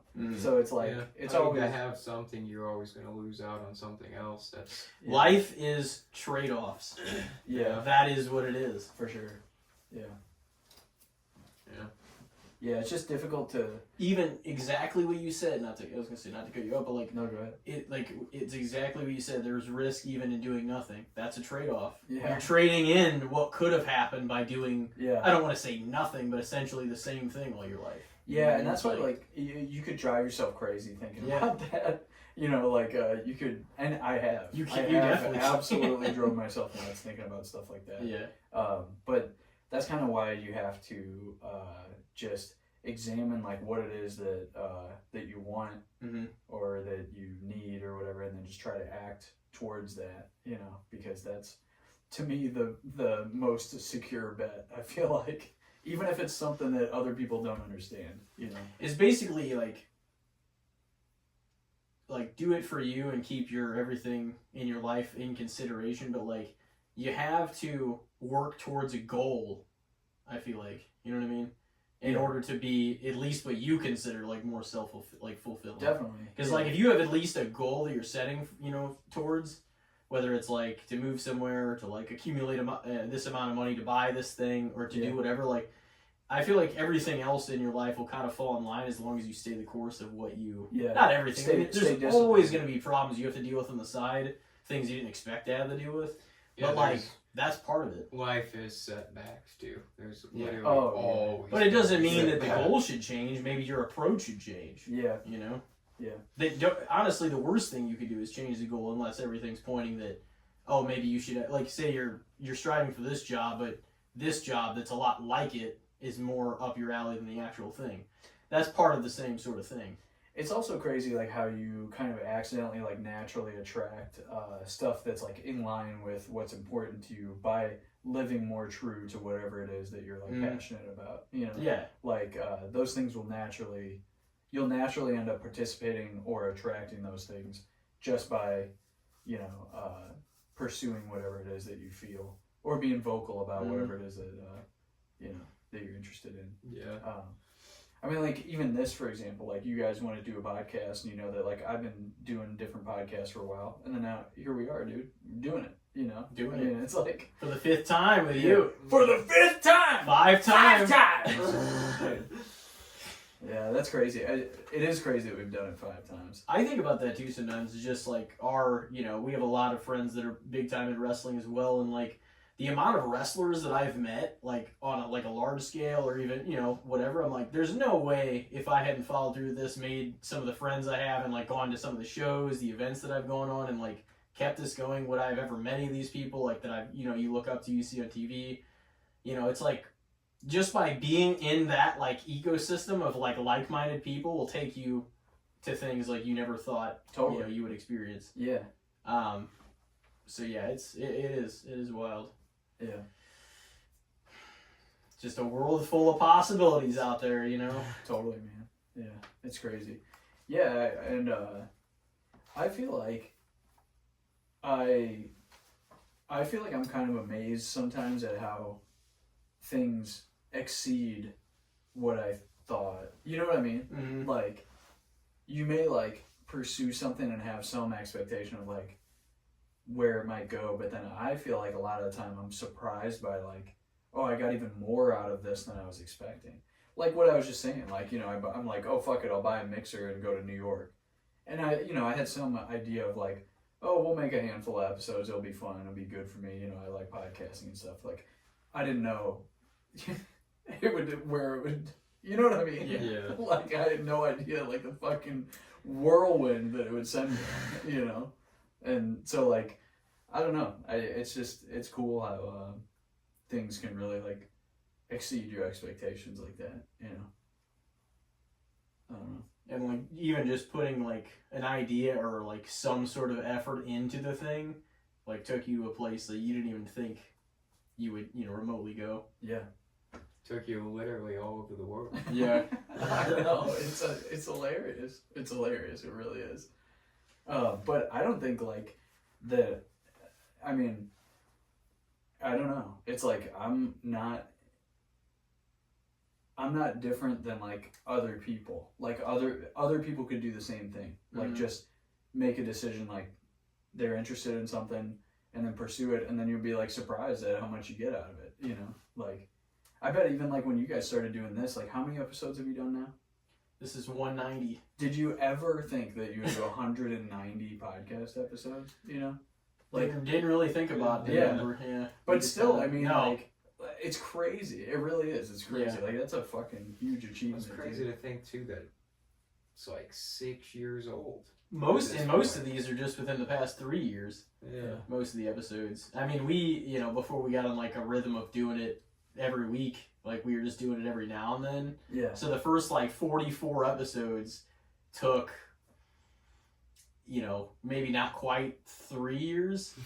And then, so that's like, what, 146, 145, whatever, since then. And, like, but that just kind of more consistent than anything. Dude, I admire your guys' consistency to the game, you know.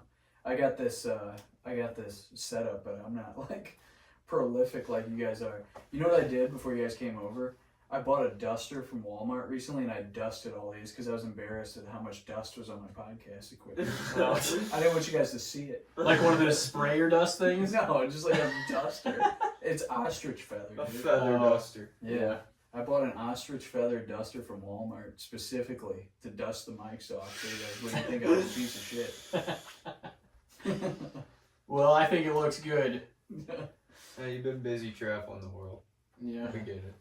Yeah, no, I have been podcasting while I travel, so yeah, check those out on Spotify now. Pepperoni Jabroni. So, dude, I put like the full ones with the intros and everything on Apple Podcasts and their subscription, but then the ones on Spotify are like just the conversations I have with people. So it doesn't have like the full narrative of like my own commentary.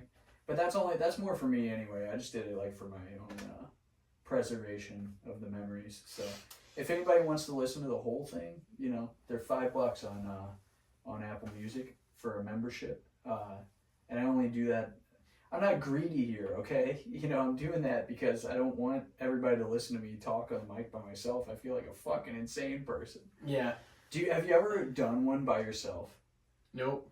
It's insane. Never do it. It's terrible. It's like being in a torture chamber. It's like putting my fucking inner monologue on the internet. I feel like if I of. wanted to rant off for like 15 or 20 minutes about whatever I could, but like, I don't know if it would be like there's certain times that I feel like it would be just nonstop for like that amount of time, and then other times where I'm like almost scrambling to find what I'm going to talk about.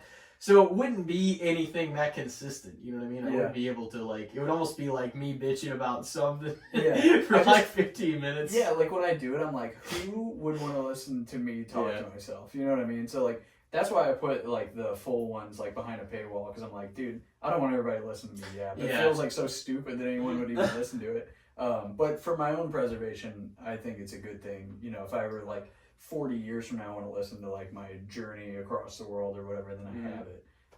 But really the best part about all those Pepperoni Jabronis is like the conversations I had with people and like the ongoing like jokes that happen and stuff like that. And so that's all on Spotify. So it does a weird thing like recording or like even as often as we have, because it's recording your life in continuity in a lot of ways, even though we're not coming on here and being like, well, this is what I did on Monday, Tuesday. You know, we're not like going through it like that, but we catch ourselves up and the audience just with what's going on. We talk about like the next event, the next holiday, the next series of football games, like the next, you know. Yeah, it's so a there's time capsule exactly in a lot of ways, Exactly, which is kind of cool because now that's like 3 straight years of us pretty much almost completely nonstop.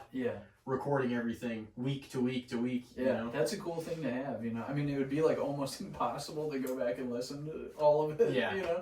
But it's a cool thing to document, you know. And it's cool that it exists. Well, because you don't know too. Whenever like one day, you know, I'm not gonna put any bad voodoo out there, so you don't know what's gonna happen. But also like the people you have on and record conversations with, that's always like a memory from then. You know, kind of made a capsule for sure for like that time, like with them or like their series of episodes. Like if somebody wants to go through and just listen to the Andy Alton series of our podcast, they can, because now they can see my whole story arc. That's why I was like, well, when we go through it, let's just like Roman numeral which time this is on everybody's thing. Because I thought at first, I'm like, if we put it's like we have Nick on, we're like, okay, put Big Dick Nick on too.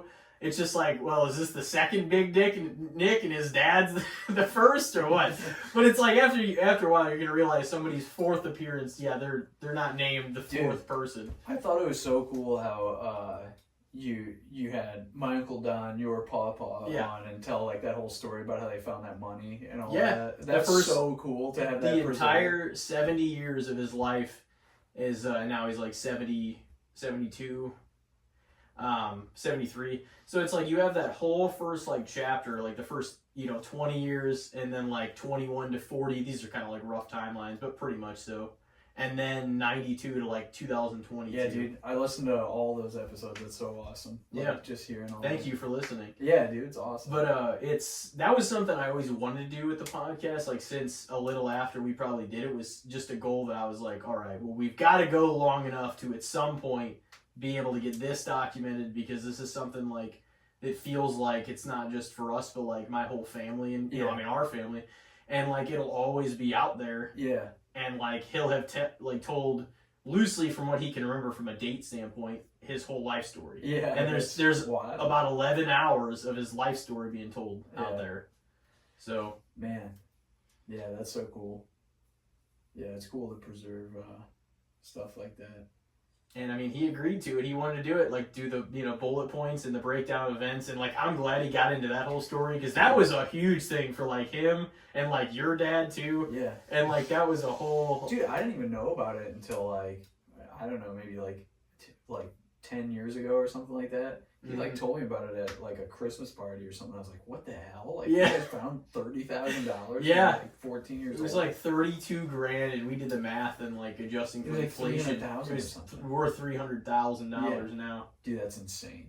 That's crazy. But they found it the summer of 1966. Damn. Man, That's you're awesome. set up. Yeah. If you find that, you're like, I think we should bury it. Dude, Just split it. imagine if they bought Bitcoin, dude. Well, and like in the guys that he was telling us about, like the side characters, like you're like they came back in the What was story. their name? Oh, It like was those two like punk guys at They were Circle like K Tree or good whatever. guys at one point. And they were like one of the stories. They were like they helped him out. And another Yeah. story, they were like bad guys that Well, tried 'cause to they, steal like, his money. They like found out that the other kid had money because he bought like a Mustang. Or Yeah, something, what was right? his name? Larry. The guy that full Larry was one of them, and well, no, Was it Lurch or something like that, or like?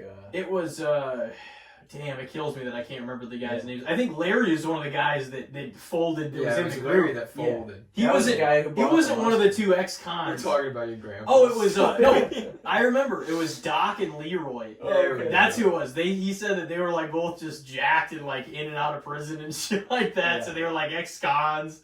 No, apparently somebody was like gonna talk or spoil it on him, and like one of them took one of the guys to the side, like we're like, yeah, you're not gonna fucking tell anybody about shook this. him down to try to get the money. That's crazy. This is like Yeah. middle school kid. Like where the That's fuck's the money? Yeah. You even commented on it because like they like started off the story and like they were like the intimidators, but they got along with like my grandpa and stuff, and then they came back into the story when they found out about the money, and they're like, you better tell us what the hell happened with this You money. turn on him. Yeah. They became heels. Yeah.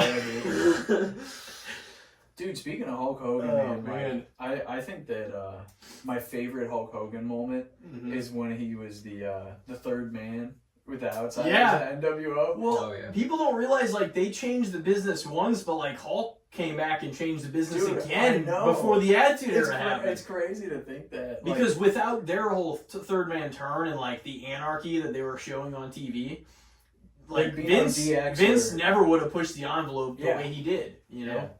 There'd be in no, 96 and 97. no Attitude Era without, all that Monday Night War and all that stuff. And it's also crazy just to think about, like, Hulk Hogan was still, like, the biggest babyface ever at that point. And so Yeah. for him to come in, and then what was it, like, who was on the ground? He, like, leg dropped the other WCW guy who's, like, on the Macho ground. Man, probably. Oh, was it Yeah. Macho? It was Macho, Sting, and who was the other guy on the other team?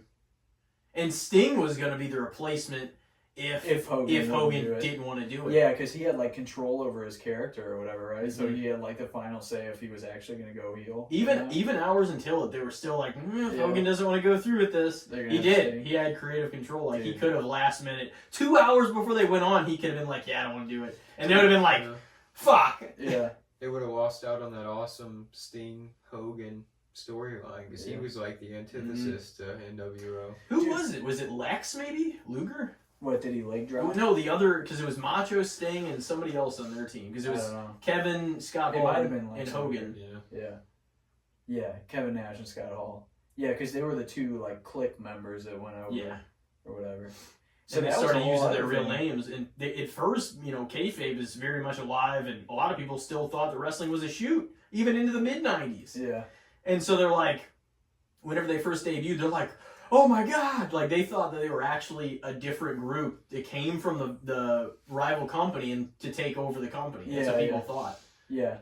And they're like, they're not supposed to be here. What the hell's going on? So that was before even they said NWO, right? It Yeah. was just called the Outsiders. Yeah, then, right? it was just those two. And they only debuted before the third man. It was only like a 6-week angle where Scott debuted the first week, Nash debuted, and then they had like a match or two on the Nitros, and then 6 weeks later, after their Dude. debuts, Hogan showed up as the third man. Like Yeah. everybody came up, and it was perfect too because he came out in the red and yellow, and everybody's like, "Oh man, here he is to rack He's order." gonna save WCW. Oh yeah, he's gonna save WCW. Dude, and then the ring fills with trash because people are so pissed. Oh, yeah. you know? That was great. It's though. just like he's like ankle deep in like hot dog buns and stuff. Yeah. And like New World Order. Yeah, he's brother. like, as far as I'm concerned, this trash, these bottles, and all this crap represent all those fans out there. dude, that's so awesome. It was so perfect. Like That probably, to me, that's the coolest thing I ever saw Hogan do. But I mean, I wasn't, you know, around for like his first run or whatever. But like as a kid, like I don't know that I actually saw that. Like that was probably right before I really got into like. it was wrestling like and stuff. June '96. That was like right around the exact same time Stone Cold gave the 316 speech. Yeah, so it was probably right before I got like really into it. But I remember being like familiar with it and having seen it and stuff, you know. But yeah, dude, him flipping like that and like hanging out with Dennis Rodman and stuff, it was like it's so awesome. Oh yeah, calling him Rodzilla, The smoking biggest cigars in the back. baby face of all time. Yeah, Turned on everyone. so awesome. So Well, and the counterculture like point is like, you know, society was in a different place in like the mid '80s, like big time hero, you know, like space. So when they were ready to reformulate like the whole fucking thing, like when they were, you know, ready to transition everything from the corniness, childlike, oh, let's appeal to the kids in like the mid '90s, Super and loud, then they. colorful character. And then, like all of society, but like WWF went to the you know the counterculture, anti-hero, DX, Stone Cold Steve Austin, you know, points to like the face of the company became an anti-hero yeah, instead of a typical historic face, yeah, you know, baby face. yeah. Stone Cold being like, you know, like basically like the attitude of a heel, but like the biggest baby face is like, I guess like an indicator of like how the culture had like shifted. Yeah, in you like know? the late '90s. Yeah, that's like what they realized was working. Probably because everybody was like fucking watching like Jerry Springer and stuff. you Yeah, know? well, They just that- were, like hungry for That was insanity. Vince Russo and like whenever they would watch that stuff before he would do the writing for WWF, like that's what they would watch, and they would Yeah. get some of the drama from. They would make the storylines just way more like they take it up like 10 notches and be like, well, let's just make this a huge drama thing, Yeah. you know. And obviously everything he was coming up with was like filtered through Vince because he was the head writer at the time, but everything still had to be approved by him. So, yeah, that was crazy, man. The Hulk Hogan thing changed everything again in like the Yeah. 90s. Yeah, it's wild to think that, you know, that like, you know, wrestling became what it was because of like, you know, like Hulkamania and everything. Yeah, WrestleMania. So like that's like the biggest like first boom, but then the whole second boom is like you can trace it back to like when he turned heel, basically. you Yeah, know? because that was before all the Attitude Era stuff happened. And that was like the spark that like ignited all that crazy shit. Mhm. So it's like, I don't know, regardless of how people feel about Hulk Hogan, I know he has like a fucked up history and everything. You know, his influence on like wrestling is like undeniable. Not only for that first run, but like everything that happened after his heel turn in the second run. Well, even the into, most like- astronomical influence on pro wrestling, Oh, yeah. like anyone Yeah, ever. it's really. probably It's- he probably is yeah. the biggest influence on wrestling ever. Yeah. Yeah. He's if you had Aside to from look, Vince. if you had to look at who to put it in this kind of, I guess, capsule you could use for that. Like if you had to sum it up in one thing, if there was one person the most responsible for how big wrestling is today, it is Hulk Hogan. Yeah, You know what I mean? definitely. Because you can kind of look at, you know, crowd pops. Oh, this guy drew more merch sales. This guy sold out more live attendance. You know, you can cut it different ways and come up with different answers that way. But like, if you look at who influenced the most of the business the past, 40 years, there's no denying that it was him. Yeah, it's like how it was like we were talking about how the Beatles like showed like the model of like what was possible. That's like Hulk Hogan to wrestling. You know? Exactly. Like he There's been- showed like what was possible. yeah. Yeah, there's been phases since then, but it just nowhere on the Possible level. because of him. Yeah. Yeah. Because I mean, if that first WrestleMania, if Vince hadn't gambled, if it hadn't bet the farm, and that had plummeted and not worked, there's no way it would be. Who knows how long it would have taken before wrestling became global and, insanely popular on the level it is. Yeah. Or if it ever would have. Yeah. You know? Yeah. It could still just be like territories and Yeah. traveling, small like patchwork of different companies and everything. It may have never reached the heights that it got to if it weren't for that. Nope. Well, do you boys want to take a break and come back in with the good, the bad, and the shits? Yeah, dude, we'll take a pause for the cause. Alrighty, well, we will be right back. Ladies and gentlemen, welcome back to Casting the Spotlight episode number 190. Andy Alton is our featured guest for the 5th time here tonight. And you know what it's time for. It's time for the good, the bad, and the shits. And the shits. And the shits. So, who wants to lead it off here? Elijah, what do you got? Well, this is kind of like a super random one that I just sort of thought of. But what do you think? Do you think it is worth it to order like a specialty drink or cocktail from a new place you've never been? Like, is it worth it to, I guess, like step out of your comfort zone and not order the regular thing you know you're gonna like? You're like, oh, that sounds good. Should you step out of your comfort zone, or is most of the times it's just like, this was a letdown, I paid $8 for a cup of ice, you know? Yeah, I don't know. When I was still drinking a lot, I would just get beer most Yeah, times. that's kind of how I drink a lot too. So, yeah, I don't know. I wasn't as big on cocktails, but yeah, I don't know. Now I try different mocktails at different places, and that's kind of exciting, you know. So I think it is cool to step outside of your comfort zone and try something different, you know. So yeah, I guess I've always just been like the boring, plain drinker. Cause like if I go somewhere and we're drinking, I'm gonna get like a beer or like a rum and coke. A lot of the times if I'm gonna drink, I'm not gonna like really push out of the realms of that if I'm ordering drinks, even at a sit-down restaurant. Like, yeah, I was gonna say I think it might depend on the atmosphere. Yeah, that's exactly what I was gonna say too. Because like, if you're gonna go, say you're gonna go somewhere to like Myrtle Beach, South Carolina, and get a drink, I really hope you're trying something else than a fucking beer that you can get in St. Louis, Missouri, for your, you know what I mean? Because a place like that, you gotta like try something else that's like different. You know what I mean? Like, whenever you're going to a place you've never been, why would you even go there unless you're going to make it a different experience, is my point of view. But like, if you're talking about like a local, oh, this is a new place in town, then I don't think it matters as much. But I certainly think on vacation or even taking a trip somewhere, I definitely think, well, 100 times out of 100, you should go against your usual comfort if you're gonna if you're on a trip or on a, you know, some sort of thing. Because you can always, like so disappointing if you get it and it's not good though. But it's so boring and so regular just to stay with this, especially if you're going on vacation. Now, if you're just bumming around town, it's like another restaurant in town, I would say do whatever really. But like, if you're gonna go somewhere, why would you even go somewhere unless you're gonna make it a completely different experience, 180 from your normal everyday? It also depends, like, if you're at like You a know. dive bar, then it's like, oh, well, get something like simple. But if Yeah, you go yeah. to a fancy place, it's like famous for their cocktails, then Yeah, or like Oh, a yeah, restaurant, I mean, you like got to, you yeah. want to get something that's different, you know, in those places, I would think. yeah. It's kind of like anytime you know, if you take a trip somewhere or whatever, like, it's like, yeah, everybody has their preferences and their things that are comforting to them, but in my opinion, it's definitely like, why would you even venture out to try something different unless you're going to make it a completely different experience? Yeah. You know what I mean? Because you could just do that shit at home if you're not going to make it, you know, too Yeah, different. I mean, you can go do other fun things outside of the norm. You don't gotta change the drink options.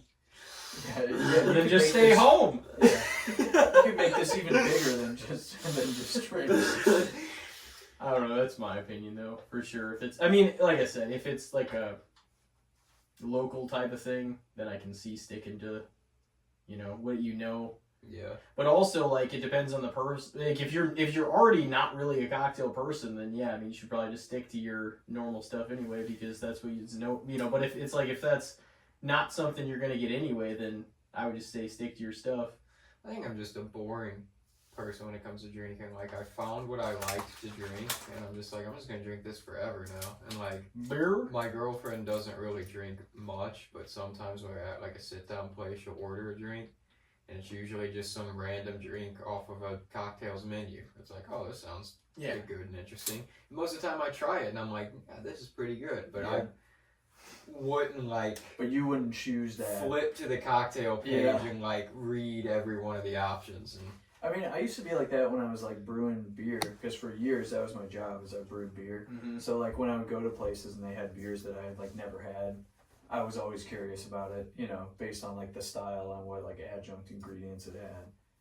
So not necessarily cocktails, but I was definitely like that with beer. Like I would always try different beers, but sometimes I would see one on there that I'd be like, oh, I know that's really good, and then it would like the goodness of that one would outweigh the mystery of the other one. You know what I mean? Yeah. So it also just depends on how you're feeling. You know? I think that makes sense too. Is like sometimes you go into a different town or like try a different place and like they have some stuff that you've never even seen. Yeah. You know what I mean? That's, to me, that's just worth trying. You know what I mean? Yeah. Like it depends too. It's like, because I'm not always. I mean, honestly, I don't even always like drinking drinks with my food.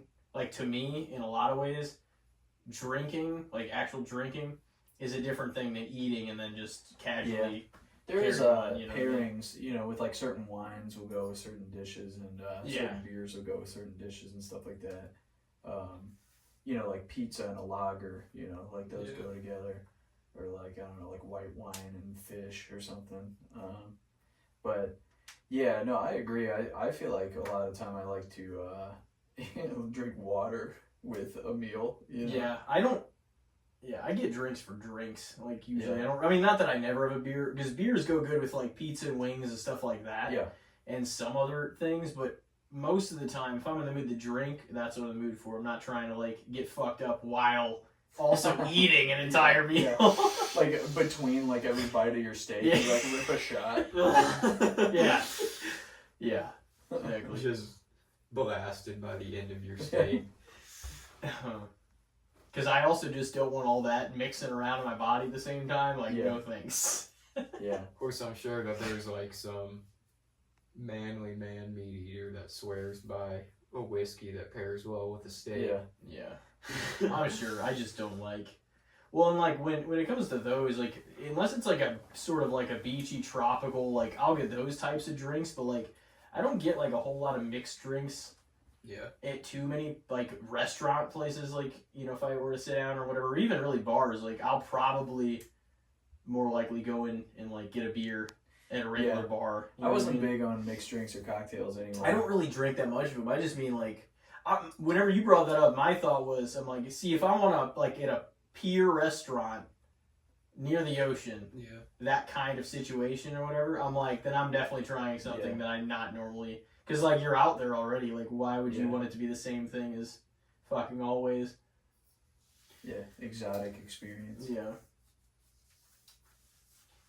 Yeah, I get that. Sometimes I feel like, too, if you're feeling more spontaneous, if you, like, then, you know, like, a lot of times if I'm on a vacation anyways, I feel more spontaneous just because I'm not in my normal situation. Yeah. So I probably would be more apt to try something outside the norm, but The rules, man, they don't apply on vacation as much. Yeah. You can wake up and keep drinking. yeah, you can start drinking at noon. Start drinking before noon. See, I'm You gonna probably say see a lot of it on cruise ships. I'm gonna say I wouldn't always do it, but I'm gonna say underrated because I think a lot of people don't venture out enough and try things they might. Because how are you gonna know if you're gonna like it until you try it? You know. How are you gonna know if you like anything? Yeah. Yeah. Yeah, you're like extrapolating this further from just the drink. Yeah. You know, you're I always it's do. like a life philosophy that you're talking about. Oh, but yeah, it's true. I mean, there's some things that are. Well, it's kind of like what we were talking about before. You know, it's like if you never try anything new or experiment, then you don't. There's some things that you don't have to do that hard of calculations to figure out, oh, wow, that would be a stupid risk to take. Yeah. I'm not saying all risks are you know, Yeah. well calculated and you should take all of them. I'm just saying, like, you know. Yeah. But if you don't take any, you'll be worse off. Yeah. That's That's the ultimate risk. It is. That's how you lose It's it slowly a killer of your own self and your own life. Yeah. Yeah, I don't know. I guess maybe yeah, I guess maybe like being spontaneous or adventurous, I would also say is like underrated. Mm-hmm. Like, I think that people, you know, myself included, sometimes don't appreciate like how much it can lead you to by experimenting with the unknown, which is like everything I just talked about. Like before we went on the break, is like, Mm-hmm. you know, if I hadn't made a decision to try something totally different, then I would have had all these like amazing adventures or whatever. So I mean, like, if you could, you know, bring that down to a smaller thing like a menu, you know, then like the same, I guess, could be true if you don't try something new. But I've also been burned by that, dude. I've had some menu items where I'm like, I should have stuck with the tried and true. Yeah. You know Well, you're not gonna. That's the thing. You're not gonna bat fucking 1,000. Yeah. That's the point of it. There's also gonna be some ones that you're like, ugh. Yeah. But let's be honest. Anytime you go to a restaurant or whatever, even let's keep it the restaurant level. There's gonna be dumber things that you've spent $15 or $20 on than that fucking drink. Yeah. So who gives a damn? Yeah. Yeah, you gotta let it go. You can't let it burn you up, you know? Damn it, you drink. My night is ruined. Oh yeah. Alright. So did you say fair or overrated or underrated for that? It sounded like you were gonna go with one of them. Okay. Yeah. I would say underrated. Alright. Who wants to go next? I can take it if you don't want it. I'll just keep it on the food line of things real quick. I was going to throw the other one out there, but I'll throw this one out there. What do you guys think? And I know we talked about mayonnaise before on here, and you shit all over it. But what do you guys think of guacamole? I like guacamole, but fuck the prices. I'm sick of these high guacamole prices. $2 extra on my Chipotle burrito or whatever for like one scoop. Dude, fuck that. That's criminal. It's unconstitutional. It's cruel and unusual to hit me with an extra charge when I'm midway through assembling my burrito in the line at Chipotle. You know, it's just not fair. But guacamole itself, it's awesome, dude. I mean, so personally, I'm a big fan. But when I think about it in terms of, you know, what society and what the larger world thinks of guacamole, I think that then it becomes complicated. Because I think that I've had some really good guacamole and I've had some really mediocre guacamole, and people are still willing to pay these insane prices for mediocre guacamole, and I'm sick of this shit. You know, prices need to come down and quality needs to go up. So although I love guacamole, that would be great if you really try that to everything. Really trying to change the market on guacamole. Although I love guacamole, I'm gonna go overrated because we're willing to pay too much for it, and we're willing to accept flavorless bullshit for these high prices. I have had some that's not so great either, but I don't know. I like the taste of guacamole, but I wouldn't rather have it over salsa or like cheese dip, in my opinion. That's how I feel too. So it's not unedible. Like I like it. I'd be lying if I said I ever really buy it, because I really don't. But I remember a long time ago I would ask people like, so what is it, salsa or guacamole? You know, and they'd have to give me an answer, and no matter what answer they give me, I'd be like, you're wrong, because the answer is both. You know, it's a false dichotomy. This world doesn't have to be only salsa or guacamole. Mm-hmm. It can be both, and it can be queso in addition to that. Mm-hmm. And that's how you really, really get going, is with guac, salsa, and queso. You know, you dip one chip into all three of them. Yeah, dude. Yeah. Get a little bit of each. Yeah. I don't know. I feel like also, I don't remember. Maybe I was just a kid, so I didn't recognize it. But it feels like there's an avocado craze. People love avocados. Where the hell did that come from? Has that always been a thing? No, I don't think so. I feel like when I was very young, I don't recall even what an avocado was. You know? Yeah, now they're on socks, they're on t-shirts.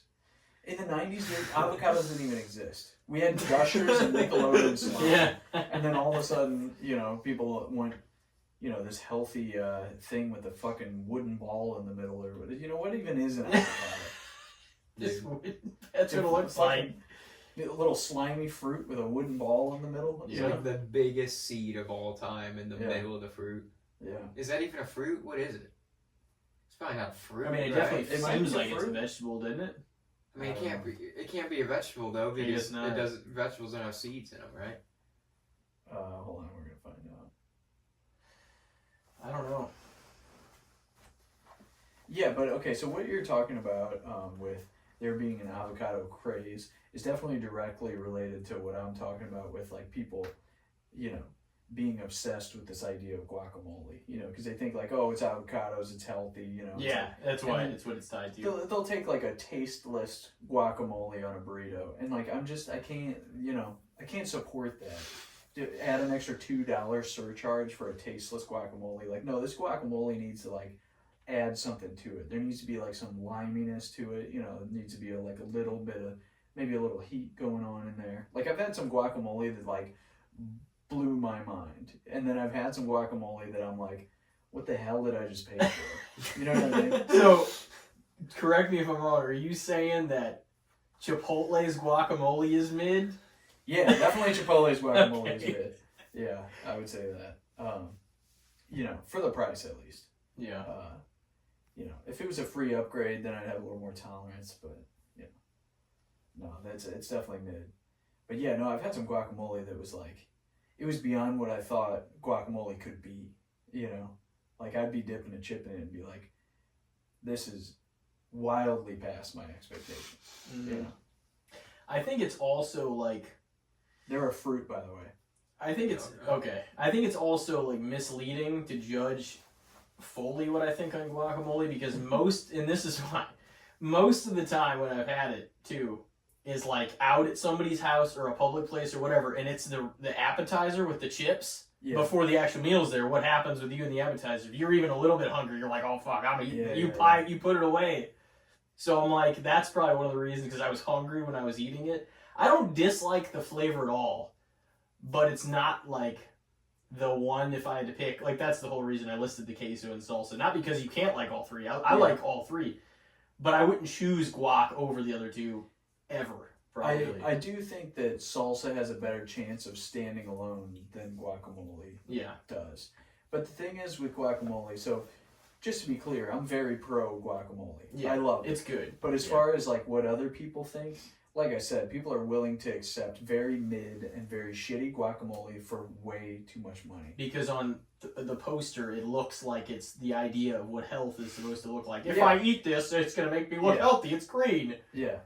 It's No. bullshit. Yeah. It's all lies. And the best guacamole is guacamole that was just made. You know? Yeah. Like some shit that they squeeze out of a bag into a tin at Chipotle, that's not going to be good. You know? But something that somebody just made, you know, with like some Like lemon. mashed up the avocado. Yeah, like lime juice and stuff in there. It's like, that's the guacamole that's really like showed me, you know, what it could be. But like, you know, when you buy like a pre-made little, you know, like circular thing of it at Schnucks or whatever, it's like, you know, that's not good. Out of the bag or out of the jar. Yeah. Probably not the best guacamole. If we're talking mass-produced, like chip dips, salsa, mass-produced salsa, like if you're getting like Tostitos salsa, that'll blow mass-produced guacamole out of the water 10 times out of 10 times, you know. But as far as like some homemade shit, I've had some really good guac that could compete with the salsa, you know. So I like salsa to be a little bit, like not burning my tongue off, but I like it to be medium to where it's a little bit hot. Because I don't know, sweet salsa just doesn't taste right to me. Yeah, I'm not a big fan of it. Yeah. It doesn't feel like this is the thing that's supposed to taste like that. Yeah. That's what I'm like, you know? Yeah, you know, like, people can do what they want. They can have their little fun with their sweet salsas. But don't involve me in that shit. No, I don't want that either. You know, like, give me some, you know, even if it's not super spicy, it just has to be, like, acidic and, you know, like, tomatoey and, like, or maybe not tomatoey, but, like, you know, like, acidic and maybe a little spicy. It should have a little kick to it. That's all I'm saying. It doesn't need, because I bought habanero salsa before, and that wasn't mild, you know? That was pretty fucking kick you in the ass. Yeah. But, most of the time I'll get like medium, which is like comfortable hot. Yeah. Yeah, dude, I enjoy spicy stuff, but what it does to me is not always worth it. Yeah. But I have trouble reminding myself of that. Just the other day, they, you know what a crunch wrap, crunch wraps from Taco Bell? So, like, there's this Korean restaurant that does Korean crunch wraps, So it's like, like they have like pork belly and like kimchi in them and stuff, and they're incredible. So, like, they make their own like crunch wraps. And there's this spicy dragon sauce. And I know, even just the name, I'm like, spicy dragon, that's going to blow my ass out tomorrow, But I'm still like, yeah, give me the spicy dragon sauce, And then I eat the whole thing. And of course, the next day, the fire of Hades, as soon as I wake up in the morning, I feel it, And it's like, so I enjoy the spicy dragon sauce on the Korean crunch wrap. But the next morning, the consequences I have to pay, it's tough. Yeah. So it's like, I don't know. This all started years ago. I may have told you guys this before, but I was working on Boardwalk Empire. I think I might have told you guys this story before, but like the night before I was working on the set of Boardwalk Empire, I went to like a halal truck in New York City and got chicken and rice, and I put the hot sauce on it. And there's literally signs on the side of the truck that are like, watch out, this sauce is pretty hot, And I didn't respect the sauce, and I squirted too much of it on there. And I already paid for the chicken and rice. I'm like, dude, I'm not giving up. I'm eating this whole thing. So I ate the whole thing, and it was like painfully hot. And then the next day, I worked as an extra on Boardwalk Empire. So I'm like on set, dressed as like a 1920s whiskey bootlegger with suspenders on. And between every take, I have to run to like a Johnny on the spot and like undo my 1920s suspenders. And dude, I feel like that my internal pH balance has just like never recovered from that experience. And so like I'm still paying for it, with the spicy dragon sauce on the Korean crunch wrap, It's like permanently altered my insides. So I love spicy stuff. In your stomach permanently. It rearranged everything. Yeah. I love spicy stuff, but like, oh man, what it does to me, it's hard. So I try to have some self-control when I indulge in it, but I don't know. I just did this the other day though. I just had those crunch wraps the other day, so clearly I've learned nothing.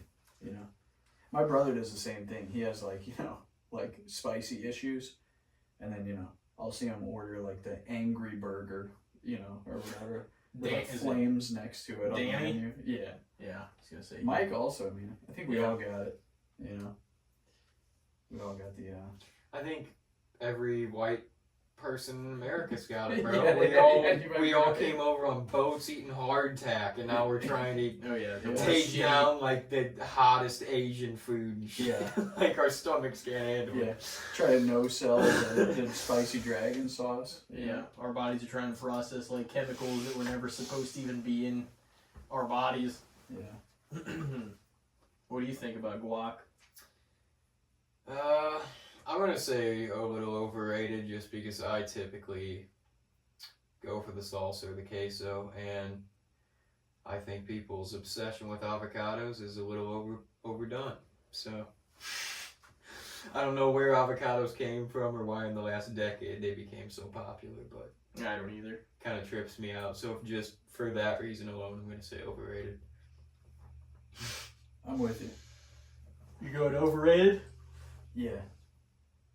Yeah, I'll probably lean maybe a little overrated because I don't. Yeah, I don't think guac in itself is horrible. But I don't see the craze like to this level necessarily, but I think it's good. It's just, it's not, it's not something I really typically buy. I don't know that like overrated truly represents my position on guacamole. I think it's not meeting its potential because people are willing to accept guacamole that's not as good as it can be.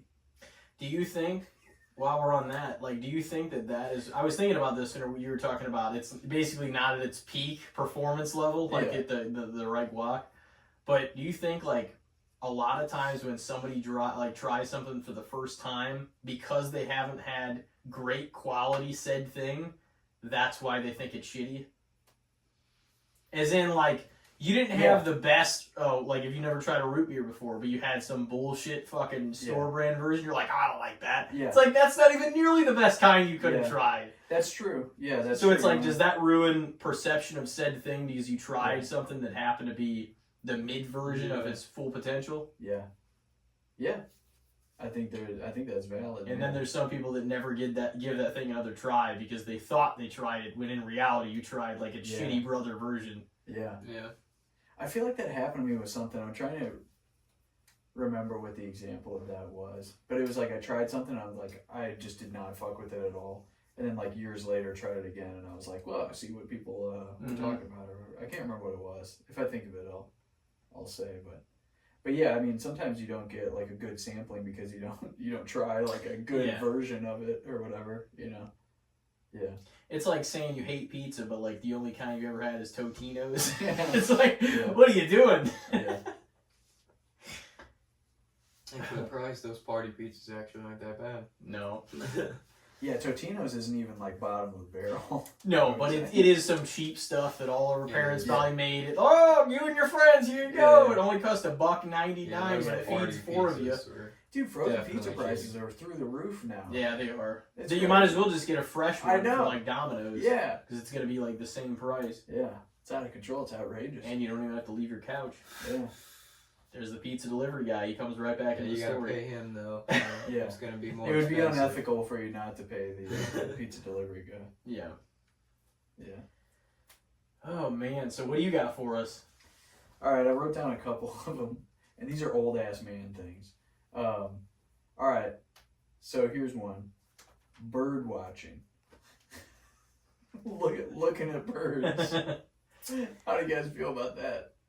I mean, man, I think anything that makes you happy. I definitely think it's an old man hobby. But, like, dude, my dad likes to watch birds. Like, he'll get up on the weekends early and just sit on the back deck and drink coffee and watch what birds fly. He used to have a book that, like, identified all the different ones. And, I mean, hey, it's a hobby.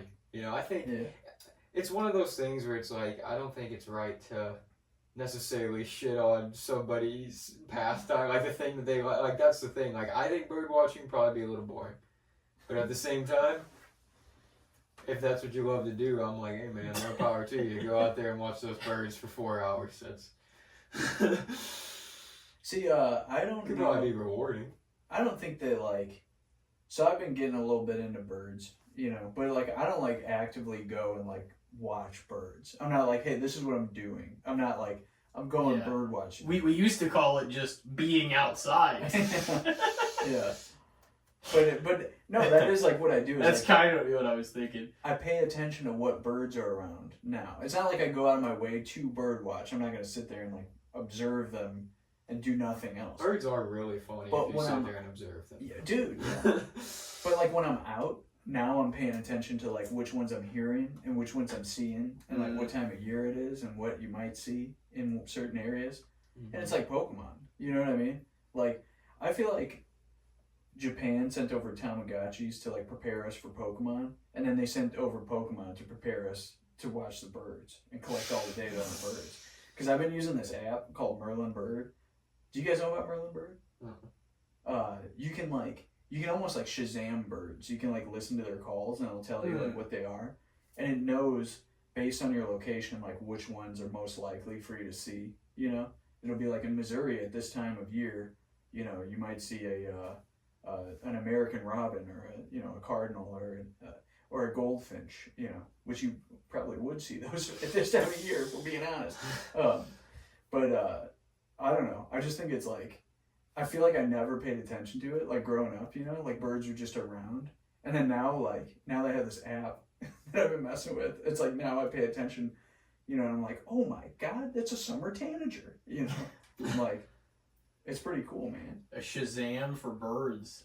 Wow. Yeah, you can identify them by calls, or you can take a picture, and it knows based on your location, you know, what it could possibly be, and then it narrows it down by like color and size and you know, all that stuff. I always thought that there should be something like that, like, or if you see a, I don't know, like a poster of something, or if you see something where you don't have all the details, there should be something in your phone that can pull up like the details for you. Yeah, you know like what I mean? Take a picture of a building and it'd kind of tell you about it or whatever. Or like say like, I mean, I think that's coming. Like that's kind of like becoming a thing. Like with with birds, it's already here, and you can do that with plants too. There's like a plant app where you can take pictures. and it'll tell you like what kind of plant it is and all Well, this like, info. It would be crazy even if I could like just take a picture of this chair and it would be like, oh, this is who first sold it and created it. This is what the original listing price was. Blah blah blah. Like just for give like you this a bunch. specific Yeah, like to Yeah. give you certain details about anything that you could pull up. But if we're to that degree, it'll probably be really scary what they do know about us that we. Yeah. That'd be horrible. Well, you can do that to an extent with like Mhm. Google Lens. You can take pictures of stuff and like Mhm. basically like reverse search it and it will match Yeah. stuff.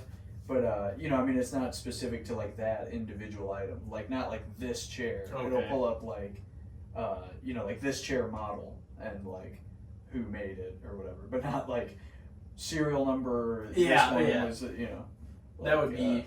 But that's totally possible in the future. Like if they keep track of every individual item.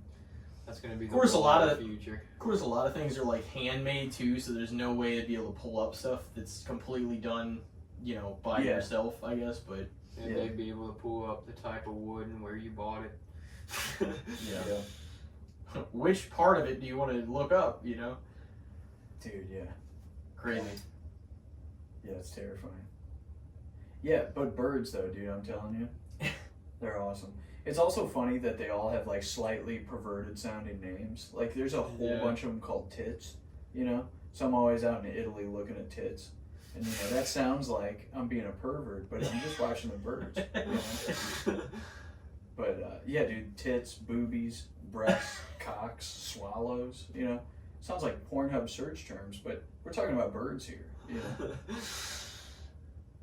What is the people like? There's an actual job where they track their migration patterns. They start ornithologists. Is that the bird? I don't know. The bird doctor? Not the bird doctor, but there's a literal. It's their whole job to study that's pretty birds cool, and dude. track them. I think it's ornithology or something like that. That's That pretty could be cool. entirely the wrong ology. but Man, I it's feel like they're something gonna get that. rid of jobs like that though. Then they just become hobbies, and you're just a bird watcher. Yeah. Then. Yeah, you mean I gotta track these things for free? Yeah.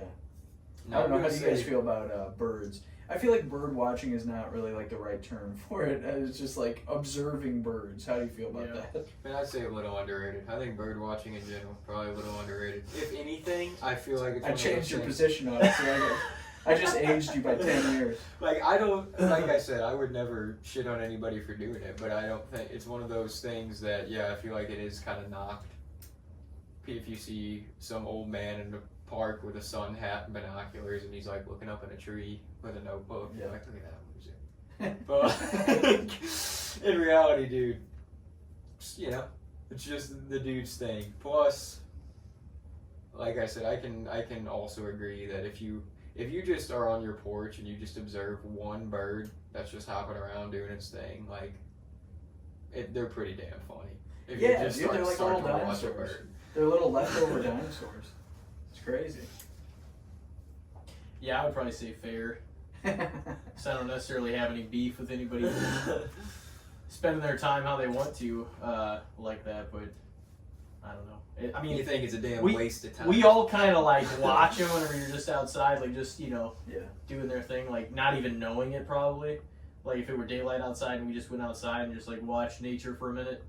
Well, I think it's like another way, like we were talking about earlier, of like when you observe a new place with like, or like when you try to see things with new eyes. Like Mhm. I feel like it's another like it's almost like a game you can play to like incentivize yourself to be like present and notice things. Yeah. So I think it can like reduce anxiety or make you feel like more present in the moment by trying to like play a little game with yourself. Like, oh, I hear a new bird, or I haven't seen one of these before, and they might be around here. It's almost like a game you can play. You know what I mean? Yeah. At least that's how I feel about it. But yeah, I don't know. You guys didn't see that one coming, did you? No. I threw a curveball to you. I got this gray beard now. I'm watching the birds and wearing horseshoes. Who's up next? You up next? Yeah. All right. Go up next. Bird watching. Well, I see a lot of sting around this room, so it brought me. I kind of started to think, I'm like, face paint on wrestlers, pretty cool. Not entirely overdone. you don't see a whole lot of people do it, but the people that do it, once again, it's kind of the gimmick thing. Like, it becomes their staple a lot of the time. Ultimate Warrior, the Road Warrior, Sting, like. So what do you think about face paint on wrestlers? Road Warriors did it before anybody else, don't forget. Yeah. I don't know. I think there's different ways to do it. Like, I almost think like Sting, especially later Sting, was like always kind of concealed by like his face paint. Where like Ultimate Warrior, I feel like his face paint would like almost disappear and it wouldn't really matter. But with Sting, that wasn't really the case. It almost kind of felt like it was like part of his like gimmick or his identity or something. You know what I'm saying? Does that make any sense? It would wear off like a lot of times. I mean, like, a lot more subtly than the Warriors would. Of course, Warriors was just like this, like and then his eyes, part of his face. Yeah. Yeah. I don't know. I think I'm. I mean, me personally, I'm for it. I think it's cool. I think it adds to like that whole thing we were talking about earlier about your ability to like commit to a gimmick or like a persona. You know, I think it makes. It can make you disappear into that more easily if you use face paint. It's just like one of many tools for you to commit to the gimmick. Yeah. I think like some people thought that Jeff's was like too crazy, Jeff Hardy, you know. Yeah. But I always thought it was awesome because it's like that's who he is. He's this creative, driven like guy that just does all this stuff. And he even said after a while that like he just started doing random things. Like he would just use one color and just start designing it different ways. And with the eyes on his eyelids, that was always really cool. So I thought his were cool. I never thought it was something that should get to the point where too many wrestlers are doing it. You know what I mean? Yeah. What about like I think a weird example of it is Finn Balor. How he would like sometimes be the demon. Yeah. You know? And like that's kind of cool to just like ego. like bring it out only every once in a while, you know? Like that's kind of cool, you know. Yeah, it was a neat concept. I think it's cool, man. I think it's just one of many tools you can use, but yeah, I don't know. I guess like there's certain wrestlers that maybe like or like Goldust would be another example. Yeah. Like Goldust you would never really like see without the paint. You know, like Goldust can't exist without the face paint. Same with Sting. He doesn't exist. The character doesn't exist without the face paint. Because even the blonde Sting had face paint, like before the Crow. Yeah. But like Jeff Hardy is Jeff Hardy with or without face paint. Yeah. You know what I mean? So I don't know. It's kind of like that's true. It's weird to think about that, to like categorize them as like either dependent on the face paint or not for the gimmick. You know. Because like Warrior, he's kind of like middle of the pack with that too, because a lot of times his face paint wore off throughout the match, so you'd see his face at the end, but when you think of Warrior, you think of his symbol, which is the face paint. Yeah. Which is part of his character too, like a tribal like warrior or whatever. Yeah. I guess as far as like what I think other people think of it, I don't know. I guess I mean, it's mixed with your take too. Yeah, I mean, I think it's cool, but I think it can be done in a lot of different ways. Like we were just saying, like Jeff Hardy's relationship with face paint is much different than Goldust or Sting's. You know, so it's like there's different examples of how you can use it, I guess. So I think it's cool. Like I personally think it's a cool thing to use because you can not only just create different like looks with it, but you can also have like a different relationship with it, you know, like and it can mean something when you do or don't wear it, which is also a cool thing. Like Finn Balor, like when he brings out the demon, you know, it's is that what he called it? Yeah. Demon? Yeah. You know, like then it's like something different, you know, like that's true. So I think it's cool. I'm for it, and I think it's also like kind of rooted in the old world of wrestling, which is almost like this like carny, you know, like weird caricature showcase or whatever. And like I think that face paint plays well with that. So I'm for it. But as far as how other people think of it, I don't really know how other people think of it. Like, do you have any idea? Like, do you think that people think it's corny or that they don't like it or do like it? I don't really know what the consensus is. Yeah, I'm not really sure what the consensus is. now than like I feel like there used to be more wrestlers who wore face paint. Like, well, there's a lot of like women's wrestlers that have like a little thing, like what's her Yeah. name, Stephanie Valkyrie. back here, Like, Yeah, like Oscar. Thunder Or like Rosa Chris did half her Statlander and face. AEW would do some of it. So like, there's a lot of people that do like a partial thing. Yeah. Yeah. But that's kind of just an accessory of their character, not their character. Yeah. You know what I mean? Which is good because like it doesn't need to be saturated with characters that have face paint. You know Yeah. what I mean? I do think that maybe like a character that's dependent on the face paint, like for example, like the later Sting or Goldust, fit better in the previous era of wrestling than it does now Yeah. because of the different way that we interact with like kayfabe and characters. Yeah, well, and everybody kind of was more of a character Yeah. Yeah. rather than like now most wrestlers are presented as As a person. this is them, Yeah. and that's yeah. that's why Yeah. the field feels more like everybody's around the same level than like star, and here's some of the mid card. You know what I mean? It used to feel like that. Now it's kind of like everybody feels around the same level. Yeah. To me. And I think like Except the ones that are still like John Cena's still going, Lesnar. Like there's certain people that make it still feel more like they're up a notch, but because everybody feels like a person instead of a character. It makes I don't know. It kind of makes it on like more of an even playing ground. that's what was kind of cool about like Undertaker staying around so long and staying committed. I know that they did the American Badass for a little while and all that, and they still dust that off here and there and do it. But I think it was cool that he like would still come out to that music and still like, you know, roll his eyes back and like wear the hat and like the coat and all that. And it's like, you know, like he was doing that well into, I don't know what, like 2017 or something like that. He retired in like 2020. Yeah. So I mean, he was doing it all the way up until then. He did it across like multiple generations. Yeah. So to have like a gimmick that's like from the 80s and like fit in with that wrestling and still have it all the way up in 2020, I think was actually very, very cool. You know, to have like a retro, like, you know, larger than life character like The Undertaker alongside someone who just has like a name. You know what I mean? Yeah. Like, It's Frank Wilson. yeah. Like that's the way. And I'm not trying to diss it because like I love the product, but that's how a lot of the stars feel now. It's just like, oh, this is them, Yeah. and it's like, okay, and what else? Yeah. It's like, It used to be the other way around where the characters were so outlandish it was ridiculous. Yeah. Like, Kane started as Isaac Yankum. Yeah. You know Yeah. Isaac Yankum? Oh, yeah. That's so funny. Like an insane dentist. Yeah. Like that is a crazy character. I mean, it's Vince McMahon. He's just like, Oh, oh, this is he just Isaac he would just Yankum. come Oh, up yeah. with an idea and be like, Yeah. now we need to find somebody to do this. that was that like 93 through like 96 era where there was just some piss poor characters.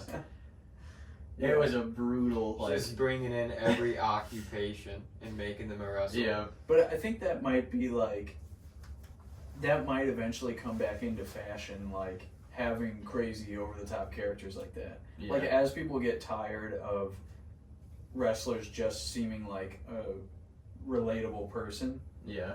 if that becomes like too tired, then eventually, you know, Yeah. we'll have more weird shit. Which like I thought like the Fiend was really cool Yeah. because of that. Yeah. You know, like I think that's cooler than like when he's Bray Wyatt. You know what I mean? Like even though like Bray Wyatt, Everyone knows that Bray Wyatt is the Fiend, yeah, but and it's it still works. something different. Yeah, but it still works. You know, like people still invest in the character. And that was kind of the same thing as like the Demon, not to the same extent, but like the Fiend was his alter ego. yeah, where it'd and be you like, know the oh, Demon's Finn Balor, but you still like, you know, you still like know that it means something Yeah. different when he is. when Yeah. the Demon walks out or when the Fiend walks out for a match, you're like, Yeah, the person's got their work cut out for them more than if it was just Bray or Finn. yeah, which I think is really cool because I think it opens more like creative doors for what can happen.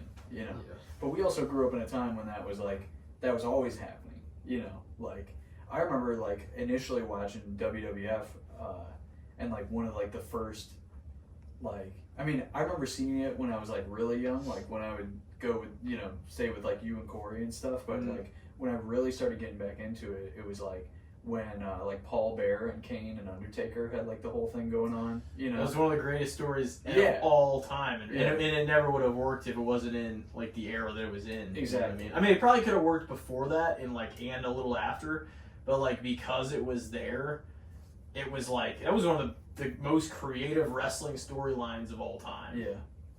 Yeah. Paul Bear, dude. He sold the hell out of that story too, between Undertaker. It's also crazy that like that dude's genes could produce those two sons. You know what I mean? To think that like he's the dad of those two guys. Well, that was it. Everybody's like, "He's my brother." Everybody was like, "Oh my god!" Yeah. Well, he even used like the voice thing, like the voice box or whatever. Yeah, that was awesome. I will set you on fire. Dude, that's it was like that. awesome. It was like that first blood match with Stone Cold, where he like was saying he would set himself on fire if he lost. And then he shows up to the match. It's First Blood, and he shows up for the first time in a full bodysuit. So it's like, oh, because his one arm was. Yeah. It's like, how are you gonna know if this guy ends up bleeding? Yeah. And typically they'd have to bleed out of their head anyway. It was only like TNA whenever they started going downhill, whose somebody's elbow was accidentally cut open, and they're like, "We're gonna call it." It's like act like it didn't even happen. Yeah. It's gotta come from their face. Yeah.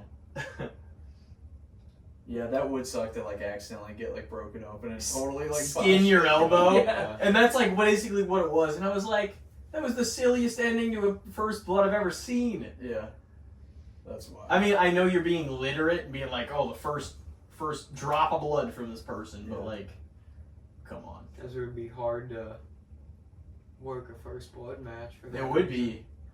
It would be hard to like be rough and try to make each other bleed without actually like doing something to make that happen. That's why when we did that like backyard and did the gauntlet thing, I was like, let's do the First Blood match second, because I think I could at least get through the first match without getting cut open anyhow. So. And it worked. It did. It did. What were we on? Face paint. Yeah,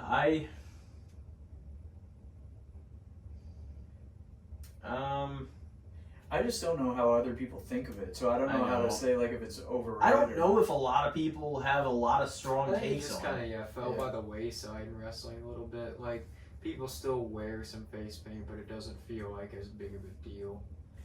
I think it's Besides cool if the when it pops means something like that. I think it's just like a tool that can be used for a lot of cool things to happen. But yeah, it's definitely got like a different place now than it used to, you know. But I would like to see more like off the wall characters with it. I think that would be cool, you know. Yeah. Put Otis in some face paint. The big old dude. Yeah, I don't know how to say whether it's like overrated or not, because I just don't really know like what other people think of it. I guess maybe since we don't see as much of it now, maybe that means that it's like underappreciated or underrated, you know, because there's not as much of it as there used to be. It's not like positioned as like the being one of the main things that makes a character the character, because most of the like I said, there's some women that wear it now and everything, and like I'm sure some, especially like on the indies and whatnot, more people wearing it, but like it doesn't really seem like it's at the forefront of making anyone's character or really even assisting it. Like it just kind of feels like a special add-on that you want to add to your. Do you think that's just because we live in like a different time? I think that's a big reason. Yeah, I think that is a big reason. Yeah, because you can always see through or see like around a gimmick in a way now that, you know, because you can always like whatever wrestler you're interested in, you can like find their like social media and all that stuff, and it's like, so at some point like the character, it kind of like breaks down, whereas like back in the day that you didn't have access to them that way, and so like a face paint like could stand for more, maybe, you know. Or David Heath, Gangrel, he might actually be out there somewhere drinking somebody's blood. Yeah, right. But like whenever he's got a social media, it's kind of like yeah. He's like, oh, here I am at the meet and greet. Oh, I'm eating a cheeseburger now. You know, whereas like back before you're like, holy shit, this guy's really a vampire. Yeah, you know? exactly. But now you're like, dude, he's at McDonald's. I think the predominant aspect of it being used, at least in a larger scale less, because I don't think overall it's used at a less degree. I think there's a lot of, but that's also because you have access to watching more wrestling than anything else. But I think it's because of the way the business has changed. That's probably why we see less of it. Yeah. Or you see it, but it's not presented in that same way. Well, that's kind of what I'm saying about like how it could be used. Is like what we were just saying about like the Fiend or Finn Balor. Like, there's ways where you can still use it for something that means something. Even in the climate now where you can see through a character more easily because you have more access to them on the internet, you could still use face paint to like signify something different. You know, like being the Fiend or being the Demon. That means the match will be different, you know, or whatever. Like create a new persona with it. Yeah, and I don't think that has been used to its full potential in a way that it could be yet. And I think I would like to see that like explored more. Or maybe I just haven't paid attention enough. I don't know. You know, like maybe people have done it really well on the indies or something, or even, you know. I'm sure after, you know, the Demon kind of like blew up and stuff, there was probably a bunch of people in the indies trying stuff like that.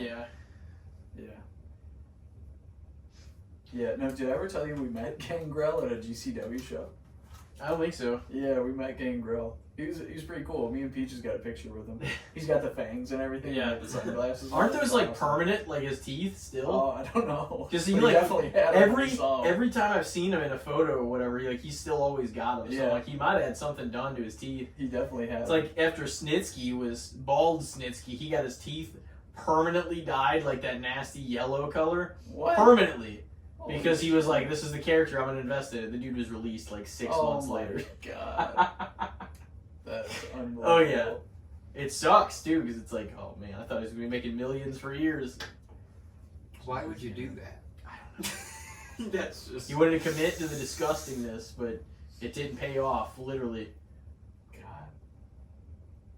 Well, I'm sure you got to work. Gangrel He got paid pretty well in the indies for a while, being from WWE. So Gangrel, talking about believability and like making the gimmick work, though, is like Edge and Christian might have went on to become and have more successful singles careers than he did, but like without him as the forefront of like that brood, and I don't think it would have gotten over the way it did, because like he sold it by looking just the way he did, and like carried himself the way he did. It was basically the movie Lost Boys was. as a gimmick. But yeah, him coming out with like the chalice of blood or whatever. And spitting it all over the place. So I thought that was so... The music, the lighting was so dope. Yeah. It was awesome. so sick. Yeah, that is really cool. Yeah. I think the whole Brood thing was underrated as fuck. I thought it was so cool. It was destined... Like, I will say that while simultaneously agreeing that I know and realize it only had a certain shelf life on it. But it doesn't make it any less badass that like it was so cool to see like week to week or even on the pay-per-views, like them three coming out, you know? Yeah, and just like covering people with blood and stuff. Like that was awesome. They had those bloodbaths come down all the time where like he would just like look up and somebody would just get it. Cool. It was so cool. That's so awesome. Severely underrated, the Brood. Yeah, the Brood's awesome. But yeah, I would say probably fair, because I don't think it's necessarily overdone these days, nor do I think it should be. Yeah. If anything, even probably less indie / other Fed companies should be doing it as they do, is what I think. I don't think it's overly done, but I think it's like, I still think too many people are like, oh, I'm just going to add this, I'm going to put this on my, you know, it's just like, for what reason? Do you have a reason that it's additional to your character, or are you just doing it to try to look cool? Yeah. You know? Yeah, I don't know. It's kind of hard to like have strong feelings about it. I don't really have strong feelings about it, but like it's one of those things too, to where I don't think it should be overdone, because I think it ruins it for everybody else if you oversaturate the industry with characters that have it, you know? Yeah, it did seem like it had more of a place in, you know, like the 80s and stuff. And and all that. Yeah, there should be a reason if you're gonna have it. If you're gonna put much of it on your face, there should I think so too. Be part of what the character is if you're gonna probably do it. And that's the way I think it is now. I think it's more of like, oh, I think this would look cool on me. Yeah. It's like, But what are you doing it for? These I mean, other Jeff characters Hardy got away with it because it was kind of like war paint. And No, it was but just artistic. Jeff was this fucking innovative, like no new,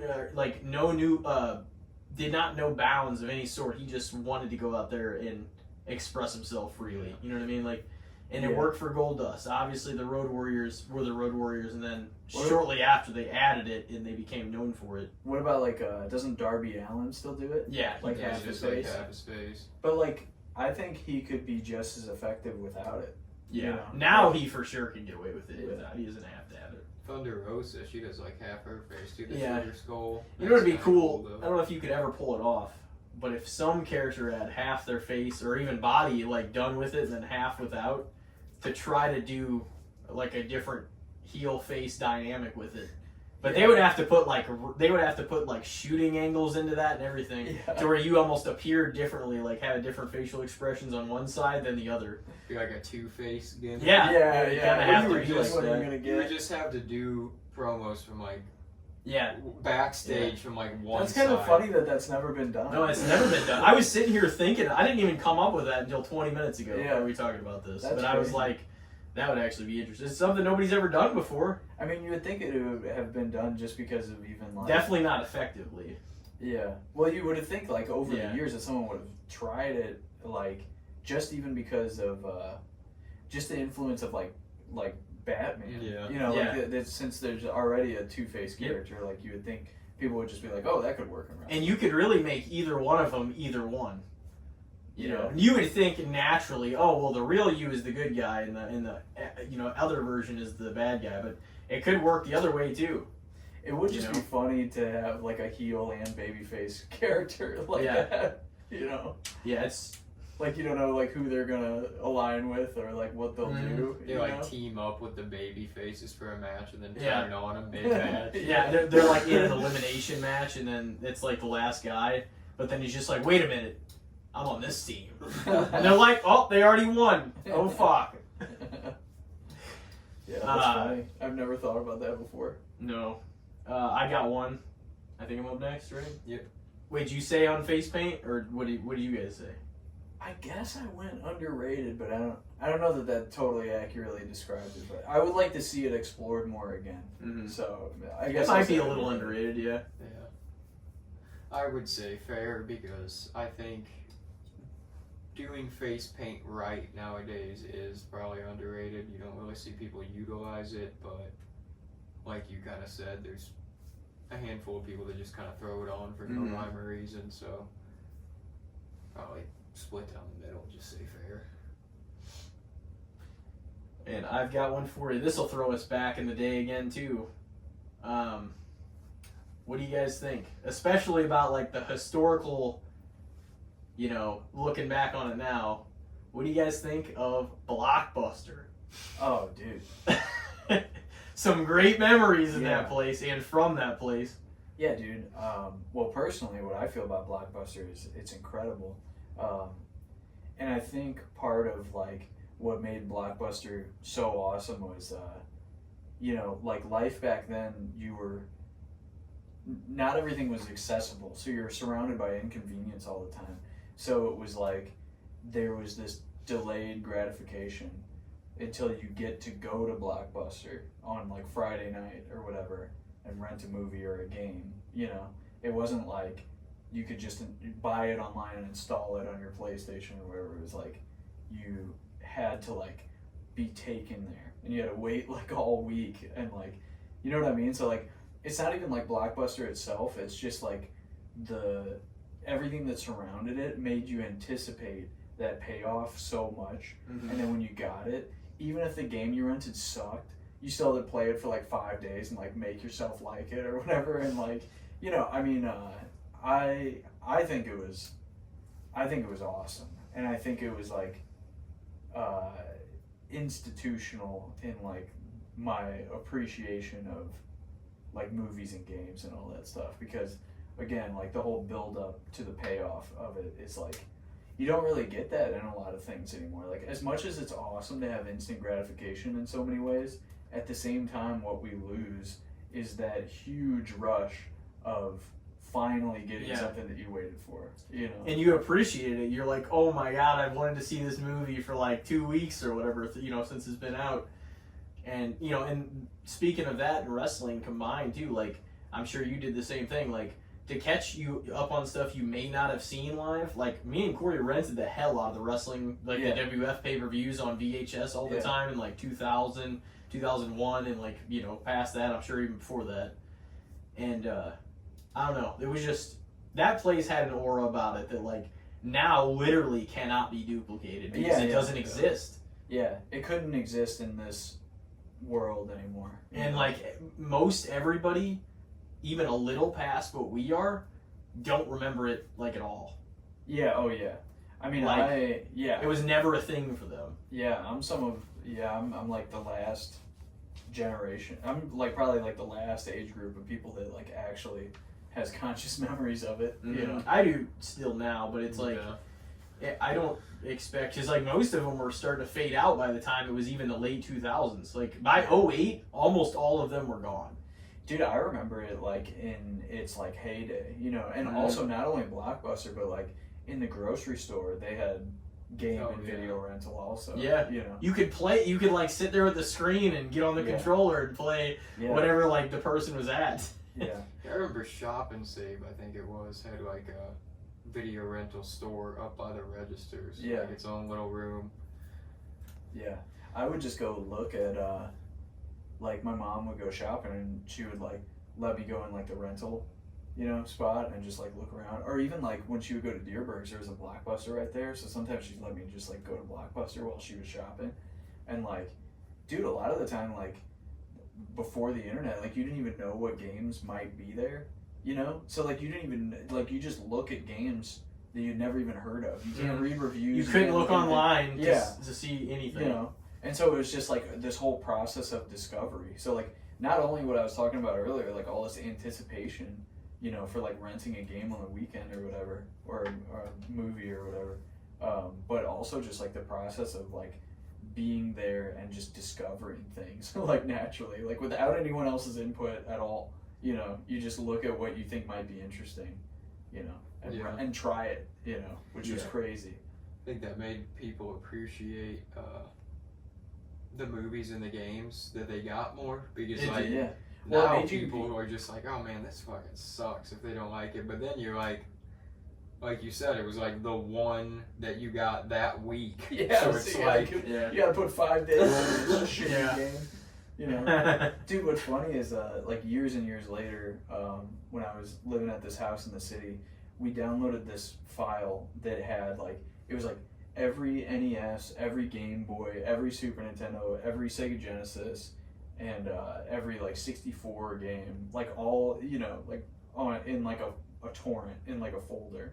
And so we had a emulator where you could play all those, and we had like controllers. And so we would just like go through and like find a Nintendo game to play, and we played for like 30 seconds and be like, this game sucks, you know, and then like play the second one, and it's like, dude, that used to be 2 weeks of my life. You know, like that decision that we just made that this game sucks in 30 seconds used to actually like be a trip to the place, looking at the box and the cover, and then convincing my mom to rent it for me for $5 or whatever, and then playing it for however many days, and then having to return it on time. You know, it's crazy to think that. You could do that whenever you're like, oh man, I got all these hundreds or thousands more games. I could just get rid of this one real quick and go back into something else. It's crazy. And then like, by the same token, like I remember looking at some of the backs of those, and because of the few pictures you would get, you'd almost have to imagine how the game was gonna be. The interface, you're like, okay, I wonder how does this look like it sucks or not? That's all you had to go off of. And the pictures wouldn't tell you shit. Because like you could put it on and you're like, because the images you saw were cool, and then you get on there and you'd be like, this is the worst like controls to like actually playing I've ever seen. Like this game is terrible. You had no way of finding that out because you couldn't like look online. You had to rent it. Yeah, dude. I don't know. It's funny to think about, like, you know, there's so much that we've gained by making things more accessible and more convenient. And I think about that all the time with, like, you know, like I use YouTube to like fix my car and stuff like that. And so it's like we've gained so much by making knowledge and information immediately accessible all the time.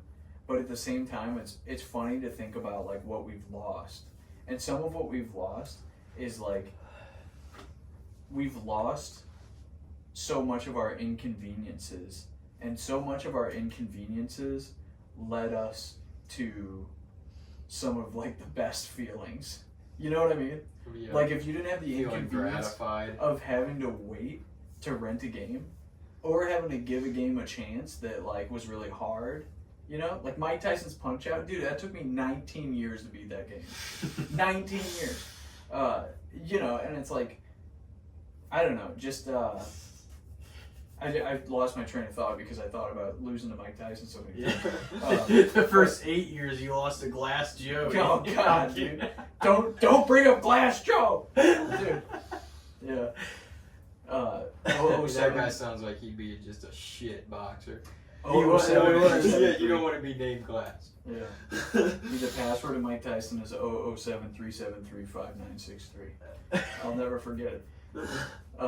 But yeah, dude. I mean, there were so many things that were like in your way in trying to get what you wanted. Oh, yeah. You know, like trying to get a video game or trying to get a CD, or like we were just talking about earlier. You know, like having to buy a whole CD for 2 songs, or like, but that forced you to discover like a band's other songs or whatever, and it's like it's crazy to think about like what we've lost by making everything so convenient and to where you can just pick and choose things that you already like, or make only decisions that you feel like you've informed yourself on. It's, you know, it's like we used to blindly stumble forward into so many things and have to delay our gratification for so many things that we had a different type of satisfaction in participating in them than we do now, you know, which like I don't know which one's like better or worse, but it's interesting to think about, you know, like because so much of what we think about is like technology's so much better, thank God we don't have to do all these inconvenient things, but it's in those inconveniences that we found so much satisfaction. Yeah. And I think we all like kind of long for that now, you know, like just think about like the smell of Blockbuster, like that's gone forever. You'll never get it again. That's so upsetting. You know? And they even closed the last one that was in Bend, Oregon. They closed it like a year or so ago or whatever, and it was still surviving after like years and years of like it being the last one. That's so crazy that it survived that long. Yeah. Like, well, because DirecTV, who bought them, ended up signing, like, they kept giving them money to just, you know, stay around, I guess, a little bit longer and whatnot, and people would still come. Apparently in that town, people would still come in, rent movies, walk out, like, and they were, like, up to Blu-rays and 4K and everything else. So, like, I mean, they would be renting stuff just like that. I mean, like, if I lived in that town, I'd be like, oh, I'm definitely going to give them business and just go back and do it. Dude, yeah, I remember, like, when Netflix came out, like, before streaming, when it was just, they would, like, mail you DVDs. I was like, dude, that's so much shittier than Blockbuster. You know, hey, that's what never last. That's what Blockbuster thought too. Yeah. Did you ever hear that story? I feel like I've heard something about that before. Well, they wanted to. They would have sold their rights, and like they presented to Blockbuster, like when Blockbuster was on top of the world, like even into the mid to late or whatever 2000s. Like they'd be like, well, one day we want to have this on streaming, and everybody could like, you know, download the movie or just, you know, watch the movies right from this platform that has all these movies, and they were making hand over fist billions, and they were one of the first companies too. Like, it wasn't long after they launched it, like they were $1 billion company. Like, you know, people were big time into, you know, people had VHS players and like renting movies, and they came around at the right time. And like, fortunately, Blockbuster reaped all the benefits of being around in the 80s and the 90s, because that was like their heyday when everybody was renting everything. And, you know, so, like, Netflix was kind of like, they, you know, scheduled a meeting with Blockbuster, and they're like, listen, like, we got this idea, this is what we want to do in the future, and, you know, we'll sell it to you guys, and you guys can have your, like, right now, like, when it wasn't worth jack shit yet, you know what I mean? Yeah. And so Blockbuster had the opportunity to buy them. Blockbuster executives laughed them out of the building, and were like, that's never going to happen. Awesome. We're having great business, we're making, you know, they're $1 billion company. And they laughed him out of the building. We're like, yeah, that's never going to happen. Hey, you know what that's kind of like? It's like not trying the new cocktail on the menu, am I right? Yeah. And then they get rid of all your favorite beer. That wouldn't happen. But, like, I mean, there's a lot of stuff you can compare it to. I mean, like I said earlier, like, life is trade-offs. Yeah. Like, here's the thing. Here's another example of that. nobody has to look at road maps anymore because you can just GPS that shit. Oh yeah. Yeah. The trade-off to that is You don't. nobody's really ever memorizing anything I know, of where they're going anymore, and you're relying fully. This is why if the grid went down, it's a primitive, primal way of existence fucking immediate. I know. Because it is, if it goes down, everybody's relying on all of the, it goes back a fucking 160,000 years again. Yeah, You know what I mean? Or I guess not even quite that much. That's But crazy. it goes back like 1,600 years or Dude. even 500 years. I'm not even gonna act like I'd be like good at that. Like I'm so reliant on like my Yeah. phone and stuff. Me Like, too, I'm especially with the fucking- map thing. Yeah. Oh yeah. I mean, if you put me down in South County, I'll know exactly where Yeah. everything is from all my years on the pizza streets. But aside from that, I'm basically useless. That's exactly what Elijah said with his, Yeah. his area. I was even thinking that, like, coming back from Milwaukee, seeing Tyler this week, and I'm like, dude, that'd be so fucked. Like, how did people take road trips? Can you, how the fuck do you do that dude? if you're the I know, only but person even looking at still, a the map? signs, it's like, the signs themselves are confusing. It's like Springfield / St. Louis, and then Yeah. it's like Minneapolis / Milwaukee. These Yeah. places aren't close to each Yeah, other. yeah. Well, like whenever we were on the motorcycle trip, me and Lance, we like started by having like GPS and we had like our headphones, and then eventually like we were taking all like state roads, and eventually we just like started following the signs. Like towards the end, we were like, we would look at like GPS beforehand and see like what general like direction we were trying to go and like what city we wanted to make it to, and we would just follow signs eventually, which was pretty wild, Mhm. like. But I think it kind of took us a little while to like get to that point. We called it going feral. Like we became like feral like road animals after like a week on the road. So, but yeah, I mean like there are you can figure it out without it, but it's like I don't know, man. It's like it's so inconvenient. Yeah. All that stuff I just said about like we need inconveniences. Like the moment my phone dies, I'm like fuck. Yeah. Well, that's the world now we've become accustomed to. Yeah. And like that's the thing, we like purposely made ourselves not have to challenge ourselves more. Yeah. And it's like there's benefits to it in some ways, but it's like, man, if shit hits the fan, it's like nothing we've been doing is gonna benefit us in any way. Yeah. That's the thing. Yeah, it's weird to think about. Yeah, it's like we've acclimated to this like world that we've created, so we're only good at like surviving in the world that And we've it's- created. But that Yeah. balance can collapse at any moment. And it's all not real. It's Yeah, all yeah. digital. It's all screens yeah, and it's all bullshit. even your money, like It's your like- bank account is yeah. like just fucking pixels. It's not. That's the thing about like spending cash versus if you break 100 somewhere and like that's all and you're like, oh fuck, I have this some amount of money left and whatnot. But if you have just a bank and you're using your credit cards, which a lot of us do, like your debit card, whatever, spending on purchases, you're never seeing any of it. It Yeah. doesn't even feel real. It's just like a video game. you're basically just exchanging numbers into Yeah. one thing, and you're just Yeah. it's not intimate. It's not personal at all. Yeah. You don't feel that much of a connection to it. So it's like it's way easier to just overspend and buy bullshit because it Yeah. doesn't feel as real, Yeah. and to where you feel it hit way harder if you spend cash and then Yeah, it if you breaks gotta up, hand it to and then you somebody. only get $20 back. You're like, fuck. Yeah. It's different. It's way Yeah, different. It is. It is. So what were we even talking about? Oh, Blockbuster. Blockbuster, baby. Oh man, I think. Great place.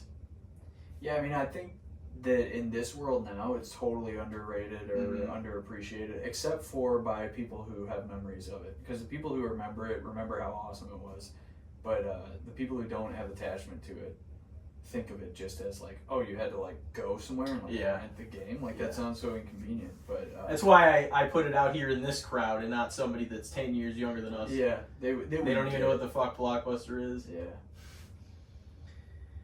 Yeah, I'd say for nostalgic purposes, probably underrated. Yeah. I think they should still, like, that's the thing, there's so much of everybody that's from that crowd that went to Blockbuster at any Mhm. point in their childhoods, like, has a real nostalgia for it, because there's just nothing like the excitement of, like, waiting to leave, like, while your parents pick their movie or whatever, and just, like, reading the back of yours just over and over, like, oh man, can't wait to watch yeah. this tonight. Yeah. But like, at the same time, it was very inconvenient compared to what we have now. But now you don't ever know what you want to watch because you just scroll on streaming at 150 movies over and over and over. Before I know it, my pot pie's cold. You know, because You made a wasted decision. You waste so much time. Or like even if speaking of YouTube, you bounce over to YouTube and you're like, I'll just kill some time while I'm figuring out what to watch. But then by the time you're 3 hours through YouTube videos, you're like, oh shit. It's time to go to bed. Yeah. It's like TikTok now too. It'll just eat up all your time, like all those kinds of apps. Yeah. I do love TikTok though. It's so funny. There's just too much funny shit on there. I think the thing about TikTok is like the algorithm has just figured me out too much, and so now I'm like addicted to it because it knows exactly what kind of stupid stuff I think is funny, you know. So it's like, but TikTok's got nothing on Blockbuster. Nope. Hell no. Yeah. Yeah, no. Blockbuster was. They should just. Why don't they open up some again? Like honestly, I feel like Blockbuster would do pretty good business if they opened up. I wish they would. All the adults that have nostalgia for it would probably go. I think something that they could do is like use that like name and logo and start like a streaming platform, you know. Mm-hmm. And just by nostalgia alone, people would like subscribe to it, especially if they started doing like their own shows that were like basically what Netflix does, you know. Like they make their own streaming platform with the name Blockbuster and have their own exclusive series, you know, on there, and just name that's it. another damn streaming service. Yeah, I mean it wouldn't be what it actually was. It wouldn't be the same, but you know, it's like it's something that just by name recognition and nostalgia alone, like may have some ability to succeed, you know. But I don't know. Yeah, underrated. Yeah, no, it's definitely underrated. Yeah, I feel the same. All right, so who's up? You're up. All right, I got two more on here. I was gonna say I'm pretty much out. I think I don't have one off the top of my head. I could maybe. Think Yeah, I was gonna say I could could throw out a quick one too. All right, here's one that I've been feeling lately: driving a stick, like driving manual. I don't know how to do it, but I definitely would say underrated because I feel like it's a dying. I don't even want to say it's an art form, but I don't know what other word to use for it. But it's like a dying talent, an art form. Ability. Yeah, like Skill. nobody knows how to really Skill. do it anymore. Yeah, that's what I was looking for. Nobody really knows how to do it anymore. It feels like there's a handful of people that do, and it's mainly because one of their parents was adamant about teaching them to do it. Yeah. I do remember that too. Whenever I was, and of course I didn't get my license that early, but like, whenever I just remember that talk, or even when Corey was learning, like there was times my dad, well, you might need to learn to drive, but like they acted like it was gonna be a thing in the future, where like if you don't know how, you might be fucked. Yeah. Well, they're It was like, well, what if dying. you had to borrow a car or use somebody else's? Yeah, route, you know? that's what they would bring It was up. dying even back then. Yeah. You know, like basically ever since like the 80s, it's kind of been like falling off, you know. But yeah, I think that's cool though, because like all the classic muscle cars were like stick. Like if like people that are those like car guys will say you're not really driving unless you're driving a stick, because then you're actually like putting in the work of switching the gears and like popping the clutch and doing all that stuff, and you're really driving.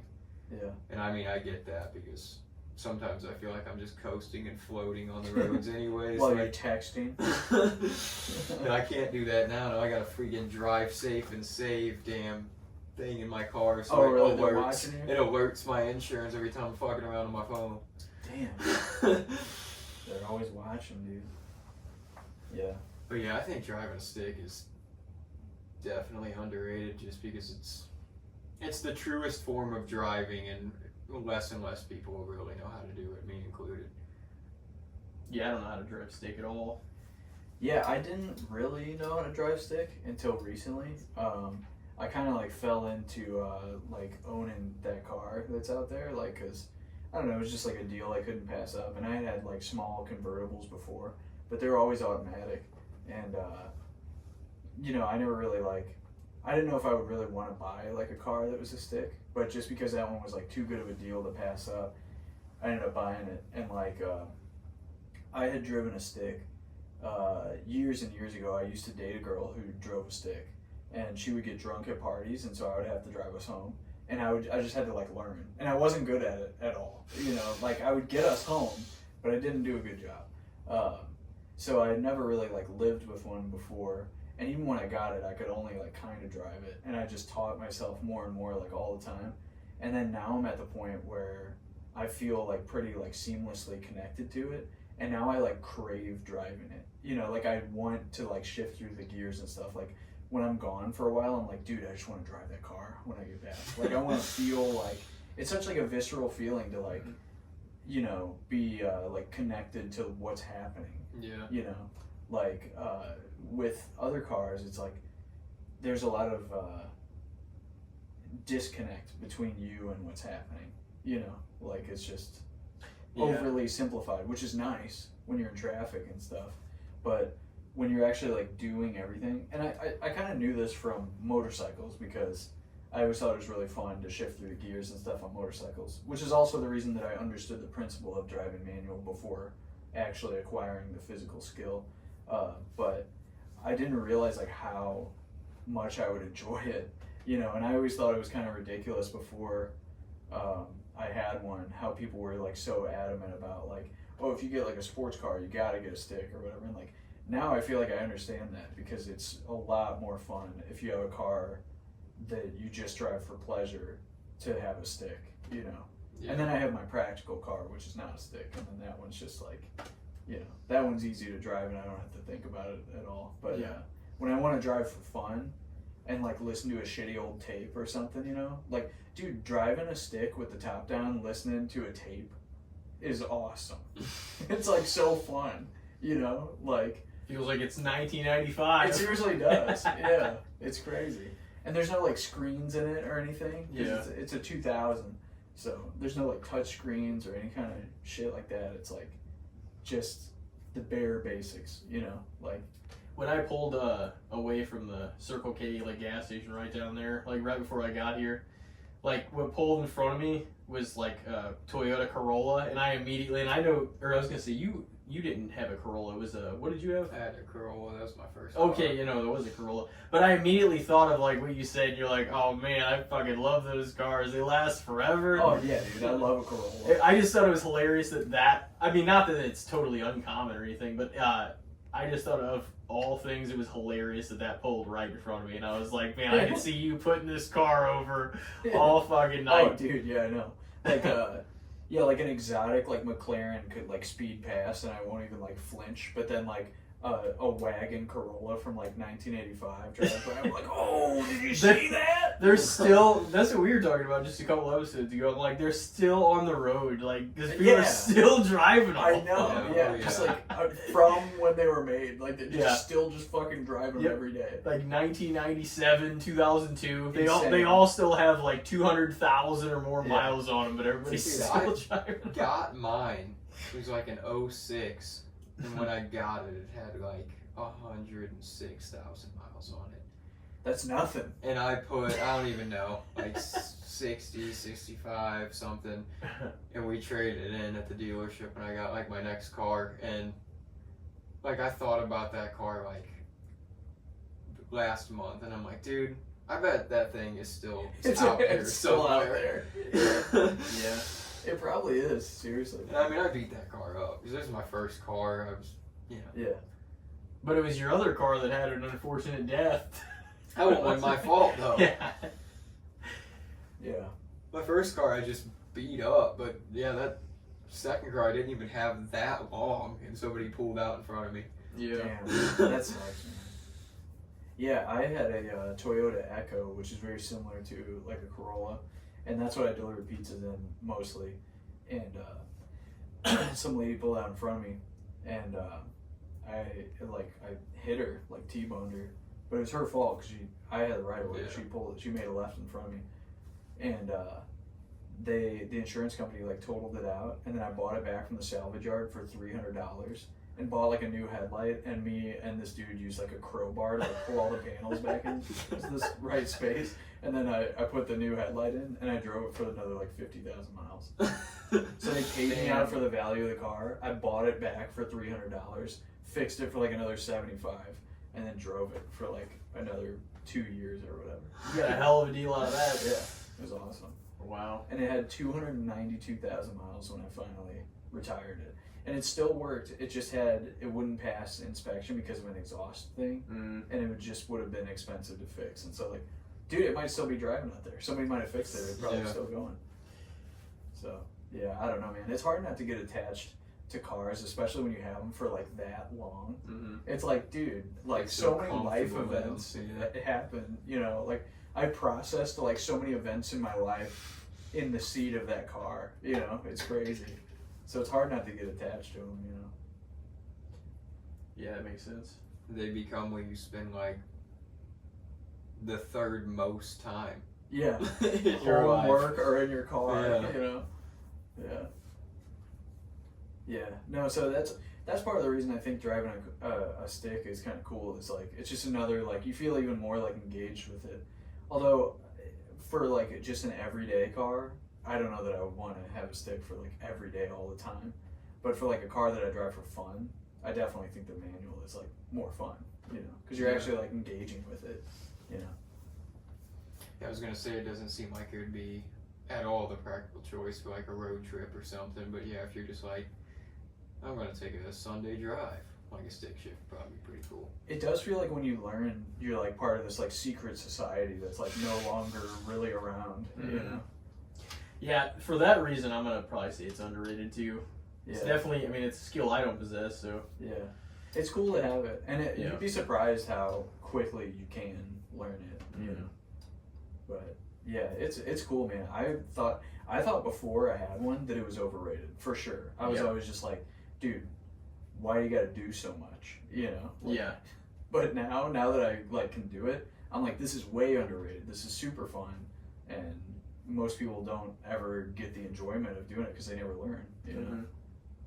But yeah, so my opinion on that, if you would have asked me before I had that, I would have said it was way overrated. And then now I'm like, it's totally underrated. Yeah.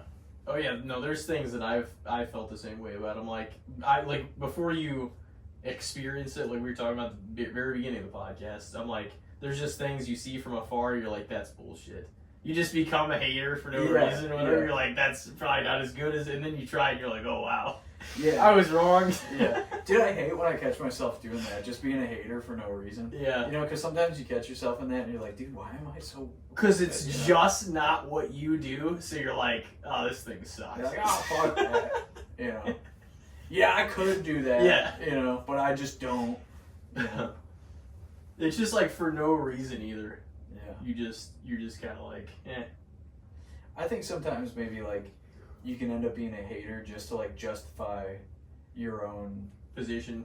Yeah, like... Yeah. Oh, yeah. You're like, oh, well, you know, it can't be that good, so it's not worth learning, or something. You know what I mean? Like, to justify yourself not having to do something new or uncomfortable. Yeah. You know? You just like, oh, well, fuck that anyway. You know? Well, everybody always gives you the what if, but it's just like, okay, but if you don't, like, you're just going to be in the same exact position anyway, so you might as well try it. Yeah. Yeah, no, driving a stick's fun, man. I think it's one of the many things that is also an acquired taste. I think that, like, a lot of things that are truly satisfying sometimes take some time to get to a point of enjoyment with it. Yeah. You know? And that's why I'm glad that I was kind of dealt that car, because if it was just up to me, I probably would have just got like another, if I was just getting another fun car, I probably would have just got an automatic, you know, just because I would have thought like, oh, there's no reason for me to like sit and learn to drive a stick or whatever. But because that one like conveniently came to me and was like at a price I couldn't say no to, I was like, all right, you know. And then now like I learned how to do it and I'm like, this is awesome. Like, Yeah. I'm so happy that, you know, the circumstances were this way to force me to learn this, you know. So Oh yeah. We want to do another round? What do we got here? You said you have one more, right? Did you get another one or? yeah. Do you want to throw anything out real quick? Do you have anything off the top of your I head? didn't really have anything of substance, but I mean, if he has a good one. Yeah, well, Andy's the guest. Yeah. Throw it I out don't there. know. I don't know if we hardly ever have a guest throw 3 out, so take the 4. So this goes right along with what I was just saying before. It's an acquired taste. At least I feel this way about it. Running. How do you feel about running? Did you guys ever run? Yeah, I mean, there was definitely like summers where, I mean, like before I could drive, or even just, I mean, you don't even have to, or Yeah, not just if you want run. to run. But like where I would just be like, yeah, that had nothing to do with it anyway. Because I was like, I'll just jog around the neighborhood, like just to like convince myself that I'm like, all right, this summer I'm gonna get myself in shape. Oh, yeah. Like when I was like 13 or 14 or so I'd like have some dumbbells. And then I'd be like, I'm gonna go run down to the creek, and I'm gonna come back, and that's like really hilly and shit, Yeah. like where our house used to be. And I would never do it like as consistently as I wanted to, but Yeah. it's, I mean, there's no doubt. I don't think that it's like, it's definitely beneficial for people, especially like that are not, as active. But I've never like really gotten up every day and kind of ran type of thing. You know what I mean? Yeah. Yeah, I think at the age I'm at now, like, I run in short increments at my job. Like, if we're in a neighborhood and there's just like can, I like run from can to can, but I'm not going out for a run. Right? Yeah. I'm like, It if is hard to anything, I be- think on a treadmill or a bike, like, there's better ways that are like also not gonna be as damning on your knees and your feet. Dude, for sure. Yeah. So, like, in that sense, like, anybody I see out there getting it, running, jogging, whatever, I'm like, go them. But, yeah, I'm like, now I feel like there's just easier, less physical ways to get your cardio. It really is like just suffering. Running is just like pain, like it's like relentless. Like when you're like riding a bike, you're sitting down and it's low impact and you kind of take a break and let your heart rate go down and stuff. But Take like it easy on the hills. Yeah, but like with running, it's like, I don't know, I feel like at first it's so uncomfortable for like, if you don't run at all and you just get up and go run somewhere, you're like, this fucking sucks. Yeah. It's like, I hated it until I started loving it. And I only started doing it because there were some people who like signed up for a 5K, that I used to work with. And I was like, yeah, fuck it, I'll do it. Because I was like, I'd never done anything like that before, and I was just like, I don't know, I think we were all like drinking at the bar or something. I was like, yeah, I'll do a 5K, and I like committed to it, and I signed up for it with them. And then, so I realized like, I was in like terrible shape at the time. I was like drinking every day, and like I basically did no physical activity at all, aside from working on my feet all day, every day. And then I was like, shit, dude, like, how am I gonna run 3 miles? If I can't even like get up and do one, without stopping. So I live right by this trail, so like just so that I wouldn't be like super embarrassed when we finally like did the 5K, I was like, dude, I gotta like train myself up. So I started like running, and I remember like the first time I did it, I was like, I'm just gonna run a full mile without stopping if I can. And I like barely could do it. I thought I was gonna die, And then so eventually I ran all 3 of the miles. So I got to a point where I could run a 5K, but it was like miserable. And then everybody that I was gonna do it with like dropped out of it. And then so I didn't even end up running the 5K that we all signed up for. But I had done it by myself on the trail right over there, And then basically like ever since then, I was just kind of like, well, dude, I should like wake up early and like keep this going. So I like a lot of the time will get up at, for a long time I got up at sunrise, like every day I would run at least 1 mile. Now I've been kind of more like 3 times a week, less, every day. But, and I've gotten a couple other people to like join me. Like tomorrow I got 2 buddies coming over, we're gonna run at 7, Dude, I'm describing such old man shit to you guys. I'm like, yeah, we watched the birds and we run at 7.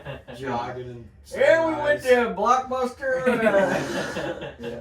Oh, well, I drove my manual transmission down to Blockbuster, and You got a 2,000 stick shift, bird watching and jogging at sunrise. hey man, yeah, but again, it's like that stuff is kind of like acquired taste, and like I was saying earlier, is it's like there are inconveniences involved in those things. So it's like if you weather the discomfort of doing those things and get to the other side of it, I think there's a deeper and greater satisfaction because of the difficulty involved 100%.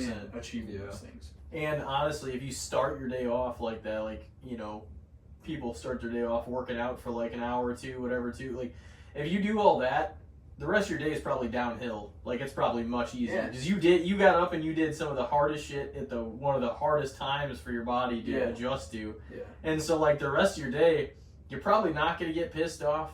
You're probably not going to, like, Yeah. be festered up. Like, you're probably not going to have too many things that bother you because you've already experienced, like, the hardest thing you're going to experience in the day. Yeah. You know what I mean? Yeah. I think it helps. Forbidding any sort of existential crazy thing that happens. Yeah, you know which what I mean? could happen any Yeah, day. which could happen any day. But that's the thing. If you go into it like that, it's like that's gonna be the hardest part of your day Yeah. every day. It's if likely you start working out first, you know. Yeah, it's likely that you've already challenged yourself more that day than Yeah. you know what the world may bring to you. That I don't know. And it's hard to say. Well, it is, and even like things that are rough, or you get some bad news about something, whatever. Like going through that earlier that day, you're probably going to handle it better yeah, than just being struck with having a great day and just being struck with some crazy information that's just gonna break you. You know what I mean? yeah. I think it's done a lot for my like mental stability, like doing Yeah, that every yeah. day. And again, that's like something that I used to think was just like that's crazy, that's shitty, that sucks, or whatever. And then now that I've like been doing it for a while, I like crave doing it. Like I want to drive the stick. I want to run at sunrise. You know, it's not like it doesn't even really feel like I'm like forcing myself to do it anymore. Like at first it did, but Yeah. now it feels like something I want to do. It feels more habit. Yeah, You're like, I'm gonna do this day. Yeah. yeah, and it feels like something I get to do, not that I Your have body, your body craves to get back out there. to. Yeah, yeah. But I don't know. I mean, these are all things I've kind of like discovered as I'm getting older. You know what I mean? Like when I was, you know, like in my 20s and stuff, I kind of like did almost the opposite, where I was like chasing the immediate pleasure of something. You know, like the immediate thrill. Mm-hmm. Where like these things are a little bit more disciplined in the approach, I guess. And Yeah. it's a different type of satisfaction. But yeah, so I think running, I previously would have said overrated and those people are psychos and you're destroying your joints and stuff. I would have said that and I believe that, but now that I've been doing it for a while, I think it's totally underrated. I think it can do a lot for mental and physical health, but it is bad on your joints and stuff, and I'll probably hopefully not pay too much of a price for it, you know. That's the thing. It's like the trade-offs thing again. You have your joints deteriorate like that, or like, I mean, you get in better shape, but like you're dealing with those. But like sitting around, you know, too, and I'm guilty of it too sometimes. You know, if you're not doing enough to, you know, to improve your body, or you're really not taking care of it the way you should be, then you're gonna kind of slowly deteriorate and have less mobility that way too. Yeah. So it's like you got to have a balance. Yeah. Yeah, I think a lot of people like cycling because of that, because it's low impact, but it's good Yeah. like cardio and stuff.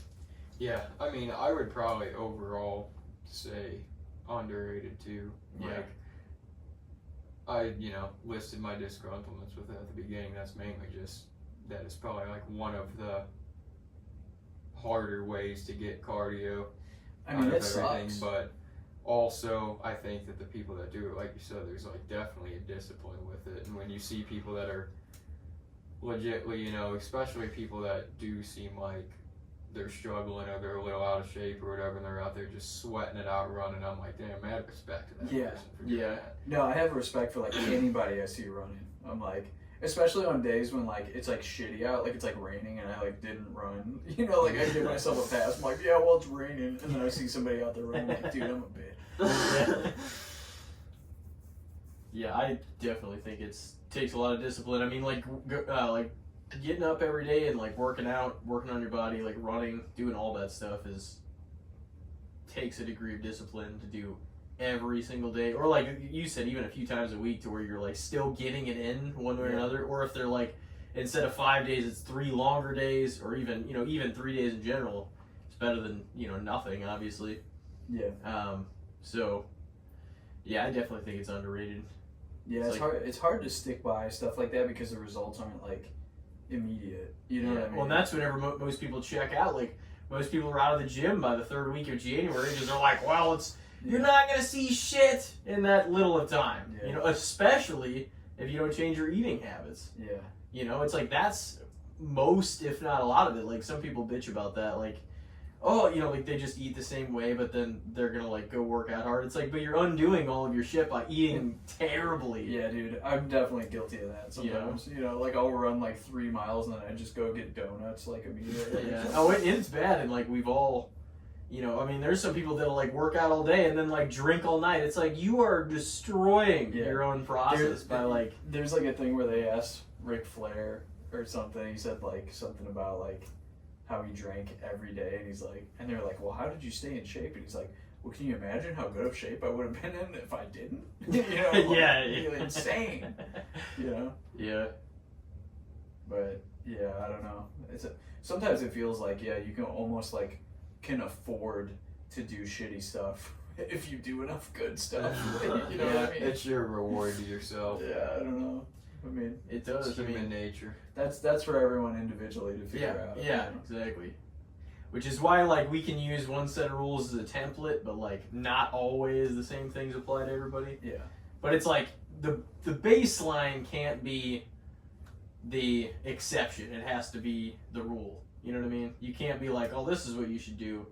It's like, oh, well, not working out worked out for this guy. 1 out of every 100. Yeah. Maybe no. It's like, yeah, but all the other people it worked for, so you should probably do that. Yeah. But yeah, everybody feel a little tired up in these parts.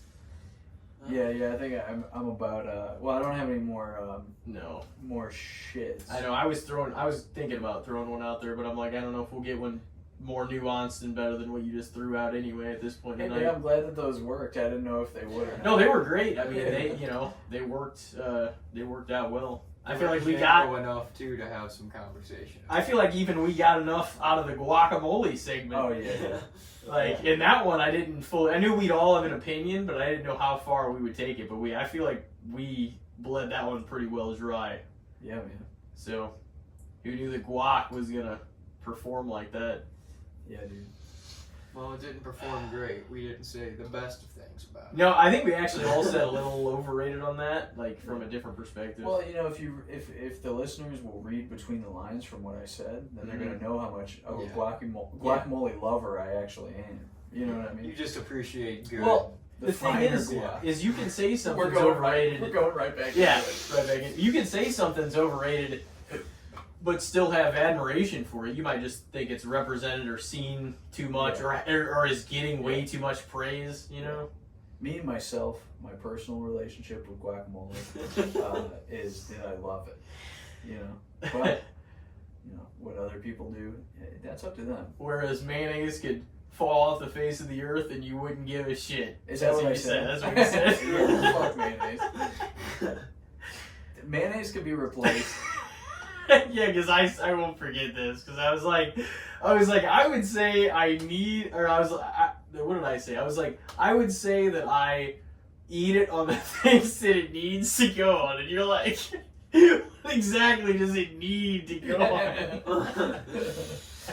Yeah, I don't know, man. Maybe in my older age, I have a little bit of a softer tone about mayonnaise, but oh, it was great. No, actually, no. I stand by it. Fuck mayonnaise, dude.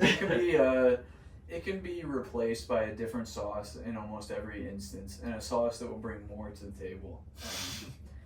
Mayonnaise to me is basically a lubricant. It's a food lubricant. It's just so that your sandwich isn't too dry.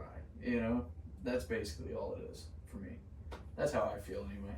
Dude, every McChicken I've ever gotten, I ask for it without mayonnaise, and then I dip it in hot mustard. Yeah, dude. Ooh. Yeah.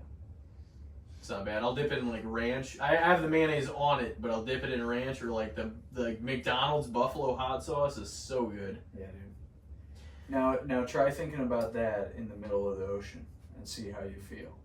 That's what brought me my first wave of anxiety out on the sea was hot mustard related, because I knew how far away McDonald's was. Couldn't even DoorDash it. Couldn't even order it. Had to just wait till you're back to civilization. Yeah, it's crazy. Yeah, when you're far away from a McDonald's, you're out there. Yeah. That's when you know you're truly out there. Yeah. Well, ladies and gentlemen, all those watching and listening, I think that about wraps it up. Hell yeah, dude. Well, thanks for having me. Thank you very Thanks for much coming for hosting us, host you. As Yeah. I said, I think the first time we came on. Yeah, dude. Anytime. I'll jump back on again whenever you want to have me again next. I'll come to you guys. Perfect. So, And you now tie the person who's got the most solos of all time on this podcast with 5. 5. So there you have it's it. Crazy. And I guess that about wraps it. We hope everybody has a good week. I think the next episode will probably just be me and Elijah doing our movie reviews and so forth. So we'll see everybody next time. Thank you very much, Andy, for coming on again. 5-time appearance maker. 5 times! All Hell right. yeah, dude. Thank you guys. Thank you.